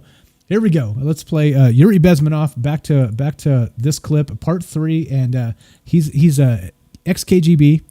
He defected to Canada because he realized that his life was in danger for not towing the party line. Let's say very 1984ish. And we'll get to this. Let's burn through this, and then we'll get to Animal Farm afterward. Part 3, Yuri Bezmenov action. The psychological shock when they will see in future what the beautiful society of equality and social justice means in practice, obviously they will revolt. They will be very unhappy, frustrated people, And the Marxist-Leninist regime does not tolerate these people. They will join the links of dissenters, dissidents. Unlike in present United States, there will be no place for dissent in future Marxist-Leninist America. Here you can get popular like Daniel Ellsberg and filthy rich like Jane Fonda for being dissident, for criticizing your Pentagon. In future, these people will be simply squashed like cockroaches. Nobody is going to pay them nothing for their beautiful, noble ideas of equality. This they don't understand, and it will be the greatest shock for them, of course. The demoralization process in the United States is basically completed already. For the last 25 years. Actually, it's overfulfilled, because demoralization now reaches such areas where previously not even Comrade Andropov and all his experts would even dream of such a tremendous success. Most of it is done by Americans to Americans, thanks to lack of moral standards. As I mentioned before, exposure to true information does not matter anymore. A person who was demoralized is unable to assess true information. The facts tell nothing to him. Even if I shower him with information, with authentic proof, with documents, with pictures, even if I take him by force to the Soviet Union and show him concentration camp, he will refuse to believe it until he is going to receive a kick in his fat bottom. When a military boot crashes his, then he will understand, but not before that. That's the tragic of the situation of demoralization. He actually said that was censored. He said when a military boot crashes his nuts, then he will understand the seriousness of the situation. And it's true. Isn't it? It's true. I think anyone would. Yeah, exactly. Right. Exactly. And so he mentioned Comrade Andropov, right, who was actually the general secretary of the Communist Party of the Soviet Union, which was basically their prime minister, their president. And so this interview happened. Like he said the process is already done, and this interview happened in 1983. All right, this is from 1983, guys. Like, yeah. And so this guy, he's talking about Andropov, which is one of the guys that helped bring in Mikhail Gorbachev into that party, and then who actually had a hand in kind of changing the Soviet Union over into bringing down the Berlin Wall and the Reagan thing and the whole bit, right? So again, right? You hear what he's saying. Like the people that have been indoctrinated don't believe it until they get the military boot crush in their nuts, right? Or like I always say, the boot on the human neck forever. That's the words of George Orwell.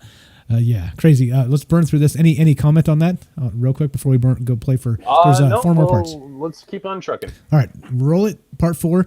Yuri Bezmenov action. So basically, America is stuck with demoralization, and unless, even if you start right now, here, this minute, you start educating new generation of Americans, it will still take you 15 to 20 years to turn the tide of ideological perception of reality back to normalcy and patriotism. The next stage is destabilization. This time, subverter does not care about your ideas and the patterns of your consumption. Whether you eat junk food and get fat and flabby, it doesn't matter anymore. This time, and it takes only from 2 to 5 years to destabilize a nation, what matters is essentials: economy, foreign relations, defense systems. And you can see it quite clearly that in some areas, in such sensitive areas as defense and economy, the influence of Marxist-Leninist ideas in the United States is absolutely fantastic. I could never believe it 14 years ago when I landed in this part of the world that the process will go that fast. The next stage, of course, is crisis. It may take only up to 6 weeks to bring a country to the verge of crisis. You can see it in Central America now. And after crisis, with a violent change of power, structure, and economy, you have so-called the period of normalization. It may last indefinitely. Normalization is a cynical expression borrowed from Soviet propaganda. When the Soviet tanks moved into Czechoslovakia in '68, Comrade Brezhnev said, "Now the situation in brotherly Czechoslovakia is normalized." This is what will happen in the United States if you allow all these schmucks to bring the country to crisis. There you go. Normalization. Does it sound familiar? Normalization. What's the other term? The new normal, right? He said it's propaganda. It's a cynical term. They said normalization was when the tanks rolled into Czechoslovakia. Now, Czechoslovakia is normalized. You see, normalized. Terrifying, right? Like these Orwellian terms, this doublethink, this doublespeak. It's like, again, like we've said this lots of times, the Patriot Act, right? You say the Patriot Act, it's going to keep you safe, but really what it's doing is taking away freedoms, right? It's now you're getting felt up at the airport, right? Now you have the FISA court doing the things, the dirty things they did in this past election, and they did look it up, guys. Police state tactics going on in Western countries where we're supposed to have natural rights. We're supposed to have freedom of speech. We're supposed to have due process. And we have secret courts meeting behind the scenes and making decisions based on people's lives in the name of security. Yeah, that's terrifying. That's terrifying. Anything about this real quick? I'm going to play next clip. It just brings up the question of, if you're living in fear, how many of your rights are you willing to give up in the name of security? And it's again, that's a Benjamin Franklin quote, right? Who gives up security, who gives up liberty for security? I don't know that quote. Paraphrasing, but deserves neither security nor liberty. Something to that effect, right? Because you got to know what's most important. The most important thing, and again, like I said, we always say this. Liberty means you get to choose your level of risk. That's what it means. Okay? The amount of risk you want to take is up to you. It's your life, not the government telling you what level you're able to take. Okay? Important. Great quote here. What's up, Penny? Thank you so much. Penny says, it's far easier to fool a man than to make him realize he's been fooled. And that's 100% right. And that's indoctrination 100%. People will never back down. Just like the guy said, until that military boot crushes your nuts, you'll never believe it. And then it's way too late. It is way too late. So yeah, definitely good stuff. Thanks, Penny. Penny says that we have people in prison here for hate speech in the United Kingdom. It's so much worse in the UK. Comedy is banned. You see?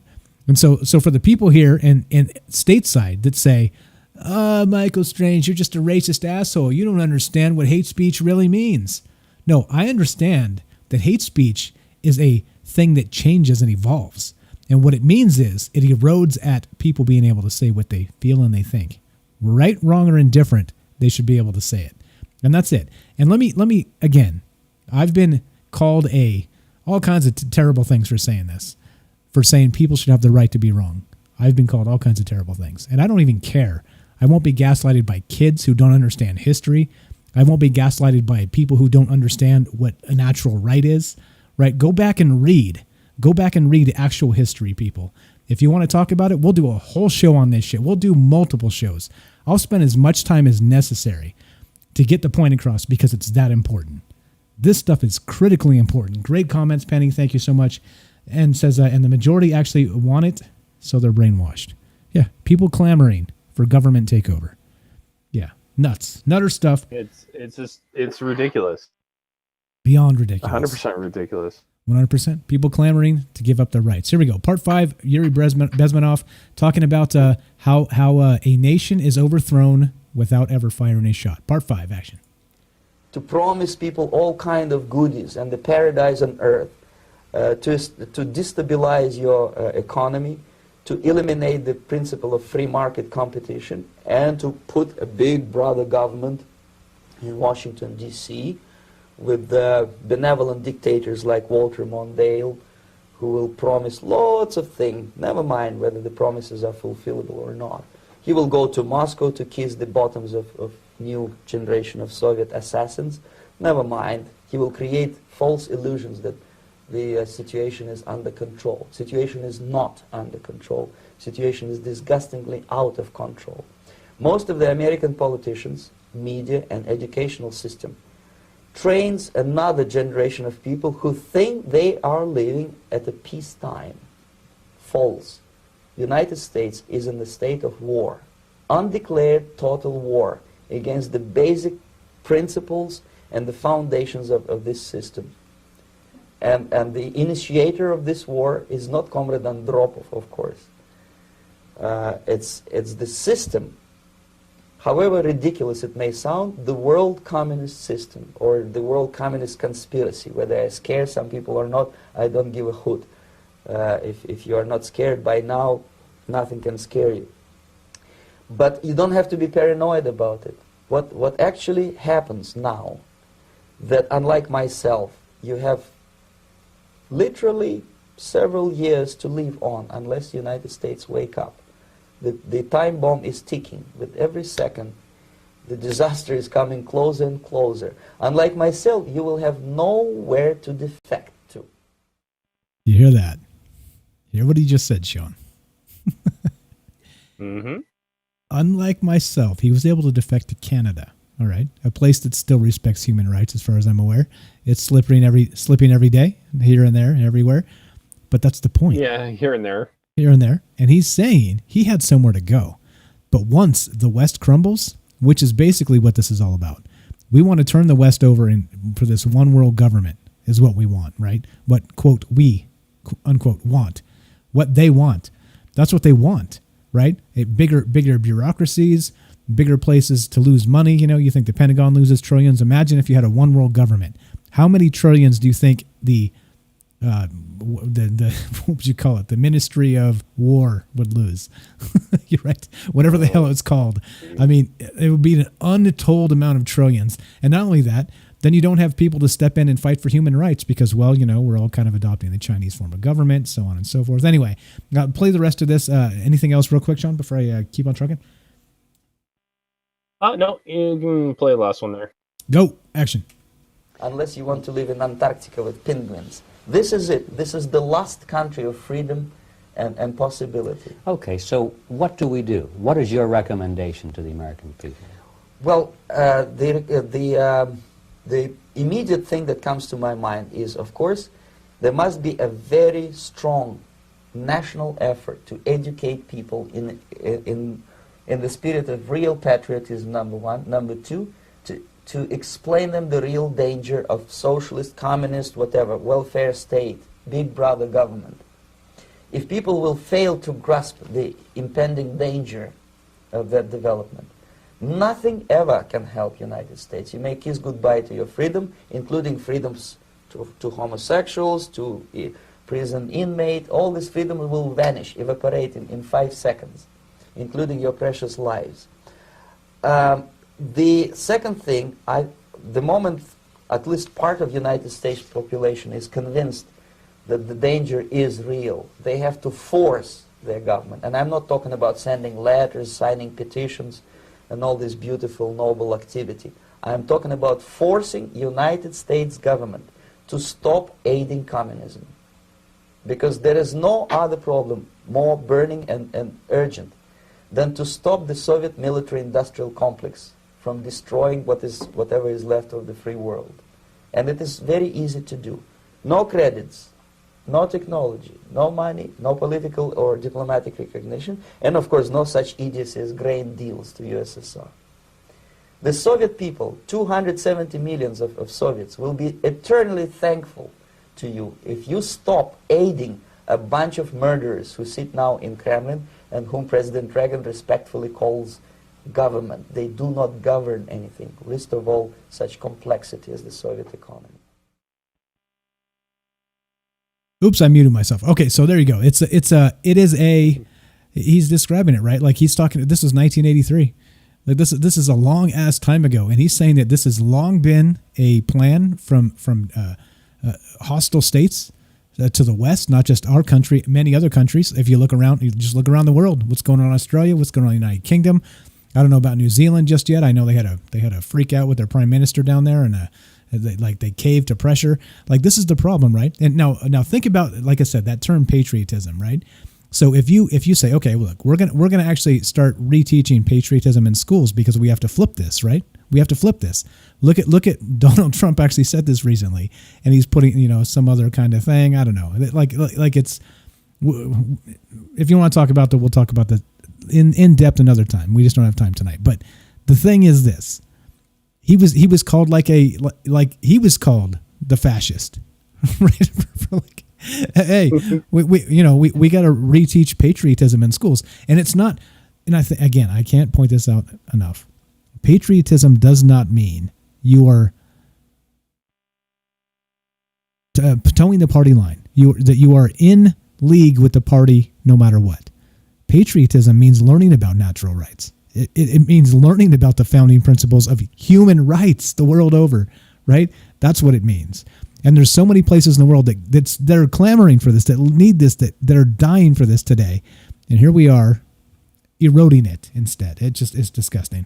It's disgusting. There's more. Let's get into to Animal Farm here, which again is a fantastic George Orwell book if you haven't read it. But anything on this real fast? We have one more clip to play from him, but I'm not going to play it because we're a little bit short on time. So we got to get to Animal Farm to kind of tie it all together. But anything real quick, Sean, on this? Just with the erosion of rights and freedoms and stuff like that. It's just one of those things where I think some people need to visit some of these third worlds and stuff like that. It is so frustrating to trying to explain something to someone, and they have this ideal that just makes them so stubborn and mule-headed, Yeah, no, exactly. And so not only that, it's I just don't know. It's hard to put into words. Well, it's exasperating. It really is. Well, no. So they've been sheltered for so long that they can't even really understand and grasp what's going on in many places the world over. Like if you look at so for instance, they have something called the slavery index, right? So if you look at actual slavery in the world, there's an unbelievable amount of slavery still going on in the world still, right? But here in this country, in our country, the United States, we're talking about 100 years ago, 150 years ago, right? Or something to this effect. We're talking about slavery over 100 years ago, and it's driving our politics today. But still, if you literally tell me this, if you really gave a shit about slavery, wouldn't you care that it's happening? Well, I don't know, let's say India, 1,000 miles away. China. Yeah, exactly. Or Central America, Taiwan. South America. There's so many places in the world it's still happening. If it's really your biggest hot button issue, don't you think you'd care the most about where it's happening right now in the world, and not 100 years ago, and trying to say that we're terrible because of 100 years ago? You know what I mean? And again, like I said, don't get me wrong. It's a terrible thing the world over, as long as it's ever been. 100%. So terrible. again, no matter what, I'm for autonomy of the individual. And of course, that's the most anti-slavery position you could ever have. The world over. Not just here, not just 100 years ago, the world over. So anyway, I get amped up because this is the type of thing, right? This is how they attack you, because they're like, I knew it. This asshole's a racist and he wants slavery. Fuck off. And he's a fascist. Fascist. Fuck off. All right, I'm definitely not. Here we go. So let's go. And if you've never heard of Animal Farm, now George Orwell, we talk about him quite often. He wrote 1984. The surveillance state, Big Brother. We talk about it all the time. Then 2 Minutes of Hate, the whole deal. The polarism of the Big Brother versus Emmanuel Goldstein, right? The binary choices, all of this. The towing the party line. If you don't, you're swept up and murdered and tortured and all the rest of this, right? We've talked about all this quite often. We're gonna continue to talk about this. But here we go. We're gonna go Animal Farm real fast. Here we go. Let's motor through a few clips. He wrote this specifically as a satire describing basically social justice. Here we go. Part 1, action. Animal Farm by George Orwell is a cautionary fable about the futile quest for equality through political change.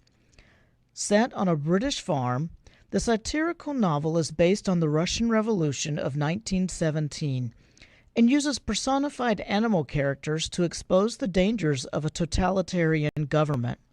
The main characters are Old Major, a highly respected boar who represents the historical figure, communist leader Karl Marx.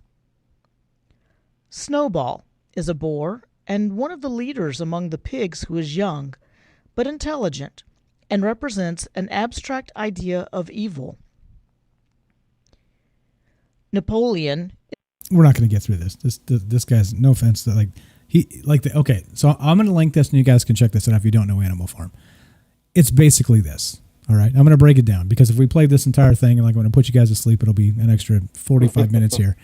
But right, there's a little bit dry on his reading, right? So okay, but the guy actually goes through and reads, like he gives like a brilliant 10-minute breakdown. It's a short book if you guys haven't read it, but it's basically this. All right, so you have an animal farm.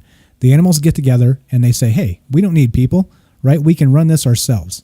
And so they first start a Bill of Rights sort of thing, revolt. Right? Yeah. Well, they revolt. They take the farm over, but then once they do, then they end up with their own animal Bill of Rights. Okay, and they're like, well, 4 legs good, 2 legs bad, right? Like sort of thing. And then actually, I think part 2 goes through that. Let me play this part because he explains what the actual how they do their Bill of Rights for animals, right? And you'll see how this kind of turns into a bunch of other really terrible things. Let me make sure I got the right clip, and this is important. Listen to what they put together as animals to protect themselves. It's a code they will all live by. They will all adhere by to protect themselves and be stronger together. I think this is part 2 here, action. The sheep are naive and loyal to the tenets of Animal Farm and represent ignorant masses who blindly follow their government. The book opens with Old Major calling a meeting of all the animals in the big barn. He announces that human beings are the sole reason that animals in England are enslaved. They must overthrow mankind in a great rebellion. Then he declares that all men are enemies, all animals are comrades. Old Major dies a few nights later, and the other animals prepare for the rebellion under the leadership of Snowball, Napoleon, and Squealer. One night, Mr. Jones passes out drunk and neglects to feed the animals. They are so hungry that they break into the store shed and then run Mr. Jones off the farm. Napoleon and Snowball invent a complete system of thought, which they call animalism. They reduce its principles to 7 commandments. They are: 1. Whatever goes upon 2 legs is an enemy. 2. Whatever goes upon 4 legs or has wings is a friend. 3. No animal shall wear clothes. 4. No animal shall sleep in a bed. 5. No animal shall drink alcohol. 6. No animal shall kill any other animal. 7. All animals are equal. Soon after, their first harvest is a great success.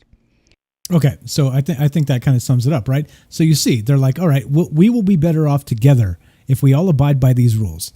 And so, of course, as you would expect, right, because this is a satire, this is kind of a looking at the Russian Revolution in 1917, like he said in the beginning there. And not only that, there it is, connection successful. Reconnection successful. Okay, so there we go. Anyway, I'm going to link this if anybody's there. Just type. Please let us know when we're back because, well, we just keep getting taken down. Yeah. Bastards. Bastards. Geez. Okay. Well, I think that let's just sum this up because again we're going to go way long if we do it. We'll actually do a full Animal Farm another time because I think it's important. But that Yuri, what's his name? One more time. Before I butcher his name, Yuri Bezmenov. That was the most important thing tonight. That he's saying that this is not an accident. When things are burning, when we have this social justice movement that's happening, this is not an accident. And again, now this is the thing. Now, actually, hold on. I want to make sure people are listening before I say this because I'm talking, but nobody may be listening. 37 on Facebook right now. Yeah. So we just jumped to 40. Let us know if we're back. Okay, you're back. There we go. We're back. We got taken down again. All right, look. Now I'm going to point this out. So the book Animal Farm is a satire of a social justice revolution, okay? And so basically it starts with that Bill of Rights that we played, like an animal Bill of Rights. And like I was saying, they said that no animals should sleep in beds. And by the end of it, the ones that are the ruling class are sleeping in beds, okay? And of course, they've done things, terrible things to kind of take over. They've taken advantage of their hardest workers. They've given the talkie class, the propaganda class, special privileges, even when they're lazy POSs. They really can't do anything but spin propaganda, right? Like you would expect a society to break down given who's watching the watchers, okay? And I think that's probably my biggest criticism of the socialist, Marxist, as it turns into communism, right, is that who will watch the watchers? It's one thing when you're like, okay, in a capitalist society, the government has it easy, don't they? Like for the most part, like it kind of runs itself. You get a free market competition, blah, blah, so on and so forth. But then if you give all that power to the government, then what? Then you have the government running everything. And right now, they can't even run it easy style. So if they've got power of everything, how can they run it when they have power of everything? It just makes no sense. Makes no sense. Go ahead. No. Any thoughts? I was just going to say, with giving all the power to the government, it'd be just a fire sale for all your rights, any property that you have. Private property rights. Yeah. All becomes state-owned. Yeah. The government takes it. There's nothing left. No, you're screwed. And so, and here's another Orwellian term I want to point out. When they say that something is publicly owned, right? You know what that actually means? It's an Orwellian double speak. It means the government owns it. Because think about it. If it was publicly owned, right, it means the taxpayers fund it. That would mean you get a dividend, right? And you get a say in how it's run if it was actually publicly owned, right? You see what I'm saying? But you don't. Just like you don't get a say in anything your tax money does. Sure, the government is publicly owned, but you don't get shit for it, do you? Well, I mean, you get some roads that aren't busted up, and you get the police they want to defund. You know what I mean? Anyway. Well, not only that, but you get your little measly money back on taxes, and they expect you to spend that money to, keep the government going and keep your state going and all the stores going. And it's like, well, no, the money is mine. I don't want to spend it, but you're forced to. Yeah. Exactly. Like again, it comes down to what you want to do and how much you have the leeway to do what you want to do, or how much the government kind of cinches up in a nice little handbag and says, no, you can only do what I tell you to do, or what you're allowed to do. I mean, that's what this is all about. Anyway, I think because of the connection issues, we'll do Animal Farm another time. I'm going to just kill the phone lines and we'll just wind this up. This ended up being because of some connections and some other issues. We're just going to call this a dumpster fire. Well, we'll call it a dumpster fire tonight. I think it's fitting because since everything else is burning down. Well, final thoughts here before we finish this up, Sean. What do you think, man? What do you think about all of this whole? First break down what you think about Yuri Bezmenov and what he said. Do you think that this whole thing, that the election year cycle, do you think it's all linked? Do you think that the riots? Do you think this has been brewing for years and it's been planned and there's somebody behind it? How about start there? Okay, well, yes, I do think it's planned. There is someone behind it. Who exactly, we're not entirely sure. We can sit there and say, yeah, it's George Soros or Bill Gates or whoever is, in control of the money, or Jeff Bezos of Amazon. But, having people divided, especially when it comes to politics and political ideals, it's easier to get people get distracted from what actually be changed compared to what could possibly be changed in the future.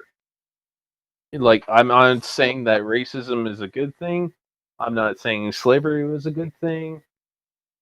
I'm just saying that, I think there's other things that should be focused on compared to, what is known as the flavor of the month.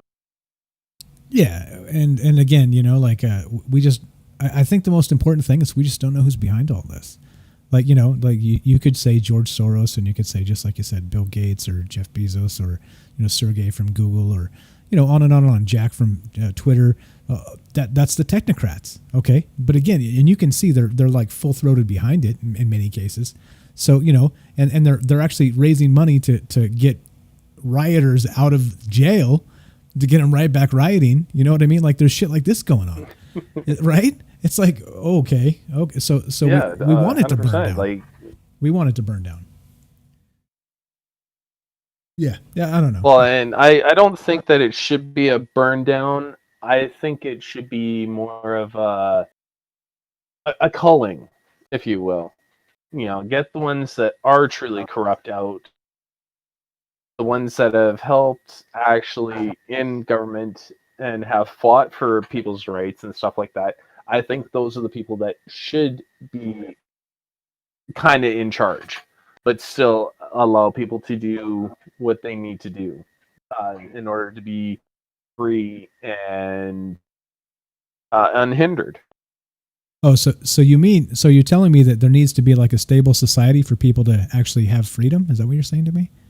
You know what that makes you? I'm not saying. You know what that makes you? No, it makes you a racist. It makes you a racist, Sean. It makes you a racist.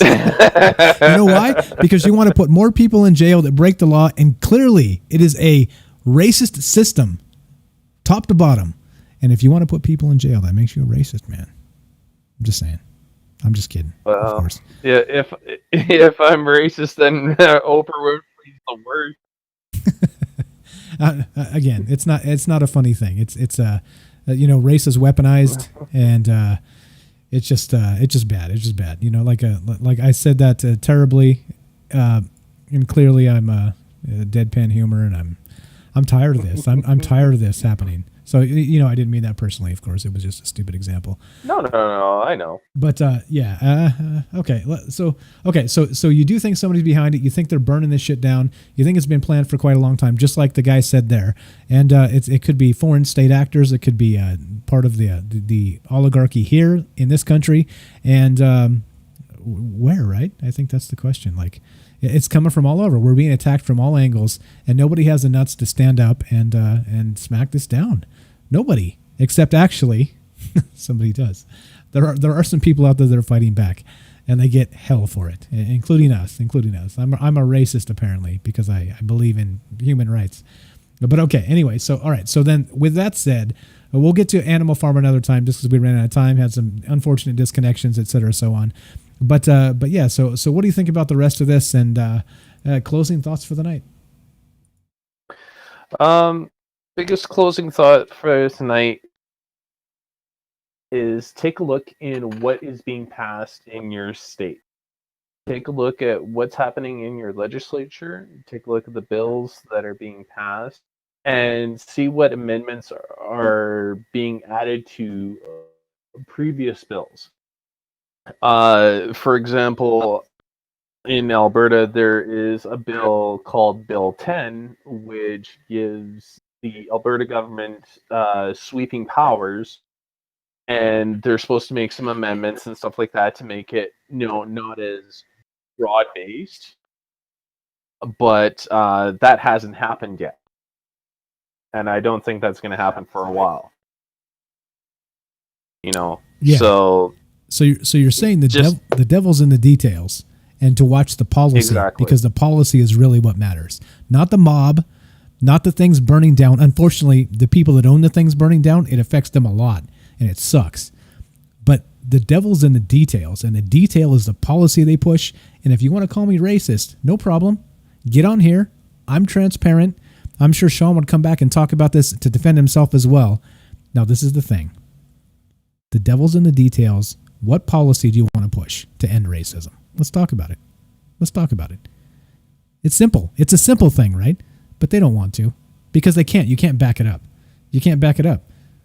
Anyway. Go ahead. Finish it up. We're done. I'm going to play some outro music. Go ahead now. So you're right. Devil's in the details. Watch the policy, because they're doing it. They're going to slip it in without you noticing. right? The media is going to say, look over here with the shiny ball, if it bleeds, it leads. And then they're going to slip the shit into some bill at midnight on Friday, and you'll never know what happened. And then you'll be arrested for some shit you never knew was a law, right? This is the way things go.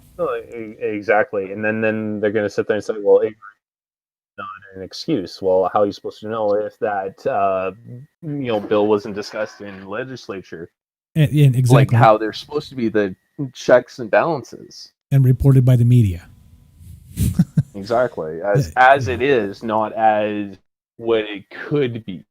Exactly. Yeah. So there we go. There we go. Devil's in the details. Pay attention, guys, because they're trying to slip one by us all the time.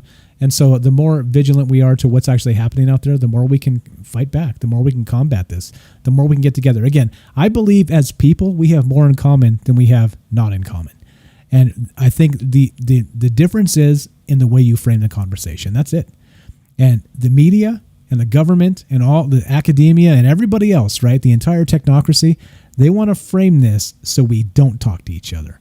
Because if we don't, they control and keep the power forever. And I think that's really what this is all about. I think that's what this is all about. It's unfortunate that we have to talk about this all the time when it seems so basic. But yeah, all right. Playing some outro music. I think go ahead. Once sorry. we get the message out about treating human beings, as Morgan Freeman said. If you want to end racism, quit calling me a black man, and I'll stop calling you a white man. Right. Of Very course. simple. Right. And then some guy on Twitter the other day told me, or made a comment, something to the effect of, "Oh yeah, well, that's genius. Stop calling out racists, and that'll stop racism." Yeah. Okay. Whatever. There's your detractor. Anyway, this show's not about racism. This show's about human rights. This show's about the technocrats. This show's about Yuri Bezmenov. and how different states are trying to bring us down. We're being attacked from all sides, and it's not lefty-righty politics. It's not division politics. This is about your autonomy. That's what's at stake here. That's what we need to fight for, and that's what we need to pay attention to. So there you go. There you go. Outro music. You're up, buddy. First outro, and then we'll finish this up. All right. Well, everyone, this is Sean, the favorite Canadian. And I hope that all of you have a great night and you treat everybody with kindness. And make sure that if you see someone that needs aid, doesn't matter what political affiliation they are or anything about them, you just help them. That's all you need to do. There you go. As simple as that, right? Like, treat people as people, not as political punching bags, right? Not as ideological assholes, not as binary straw man with your arguments and your hate. That's what they would have us do. I couldn't agree more. Treat people as individuals. And there you go. Simple. It seems so simple, doesn't it? And sometimes it's very simple. The world doesn't make it simple. The world just doesn't make it simple. Okay, there we go. So at the end of this, sorry we had some technical difficulties tonight. At the beginning, a couple times in the middle, like this. Again, we'll just call this we'll call this show the dumpster fire because it seems like it was all the way around. But you can't call it that too loudly because you'll hurt our feelings. We are humans after all. So I want special thanks to Sean. He contacted me early in the day and wanted to help do a show, and so here we are doing it. And I can't thank you enough, Sean. It helps so much when I get somebody on here to kind of bounce ideas off of, to have a conversation, to talk about these things. So super special thanks to Sean from Canada, and you're welcome back anytime, you know that, but thanks for being here tonight. Yeah, thanks, Mike.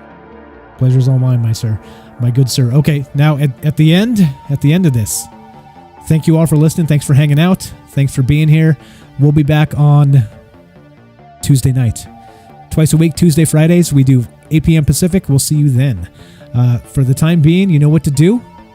You know what to do. If you want to help us out, go find our website, troubleminds.org. Leave us feedback on, leave us a review on iTunes. Links right up there. That's the best way to help us out. Also, merch. If you want to support the show directly, it does cost to have the phone lines and hosting and some other things. I don't like to bitch and moan about it because I think it's important and we need to do it anyway. But if you do want to help, it is welcome, and you can find Troubled Minds merch on the YouTube channel. So that will be up there on the first link. You can find it, and et cetera, so on. That's how you help us out. And we do ship internationally. Penny Bunny was our first actual order, and got a t-shirt all the way in the United Kingdom, so it is a thing. Good job, Penny. Thank you, Penny. And there you go. There you go. At the end. Here's the end. You're listening to Troubled Minds Radio.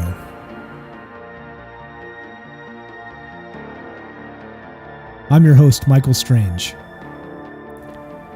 I'm here with Sean from Canada, who was gracious enough to take his time out for the night to talk about things that are important. Thank you again, Sean.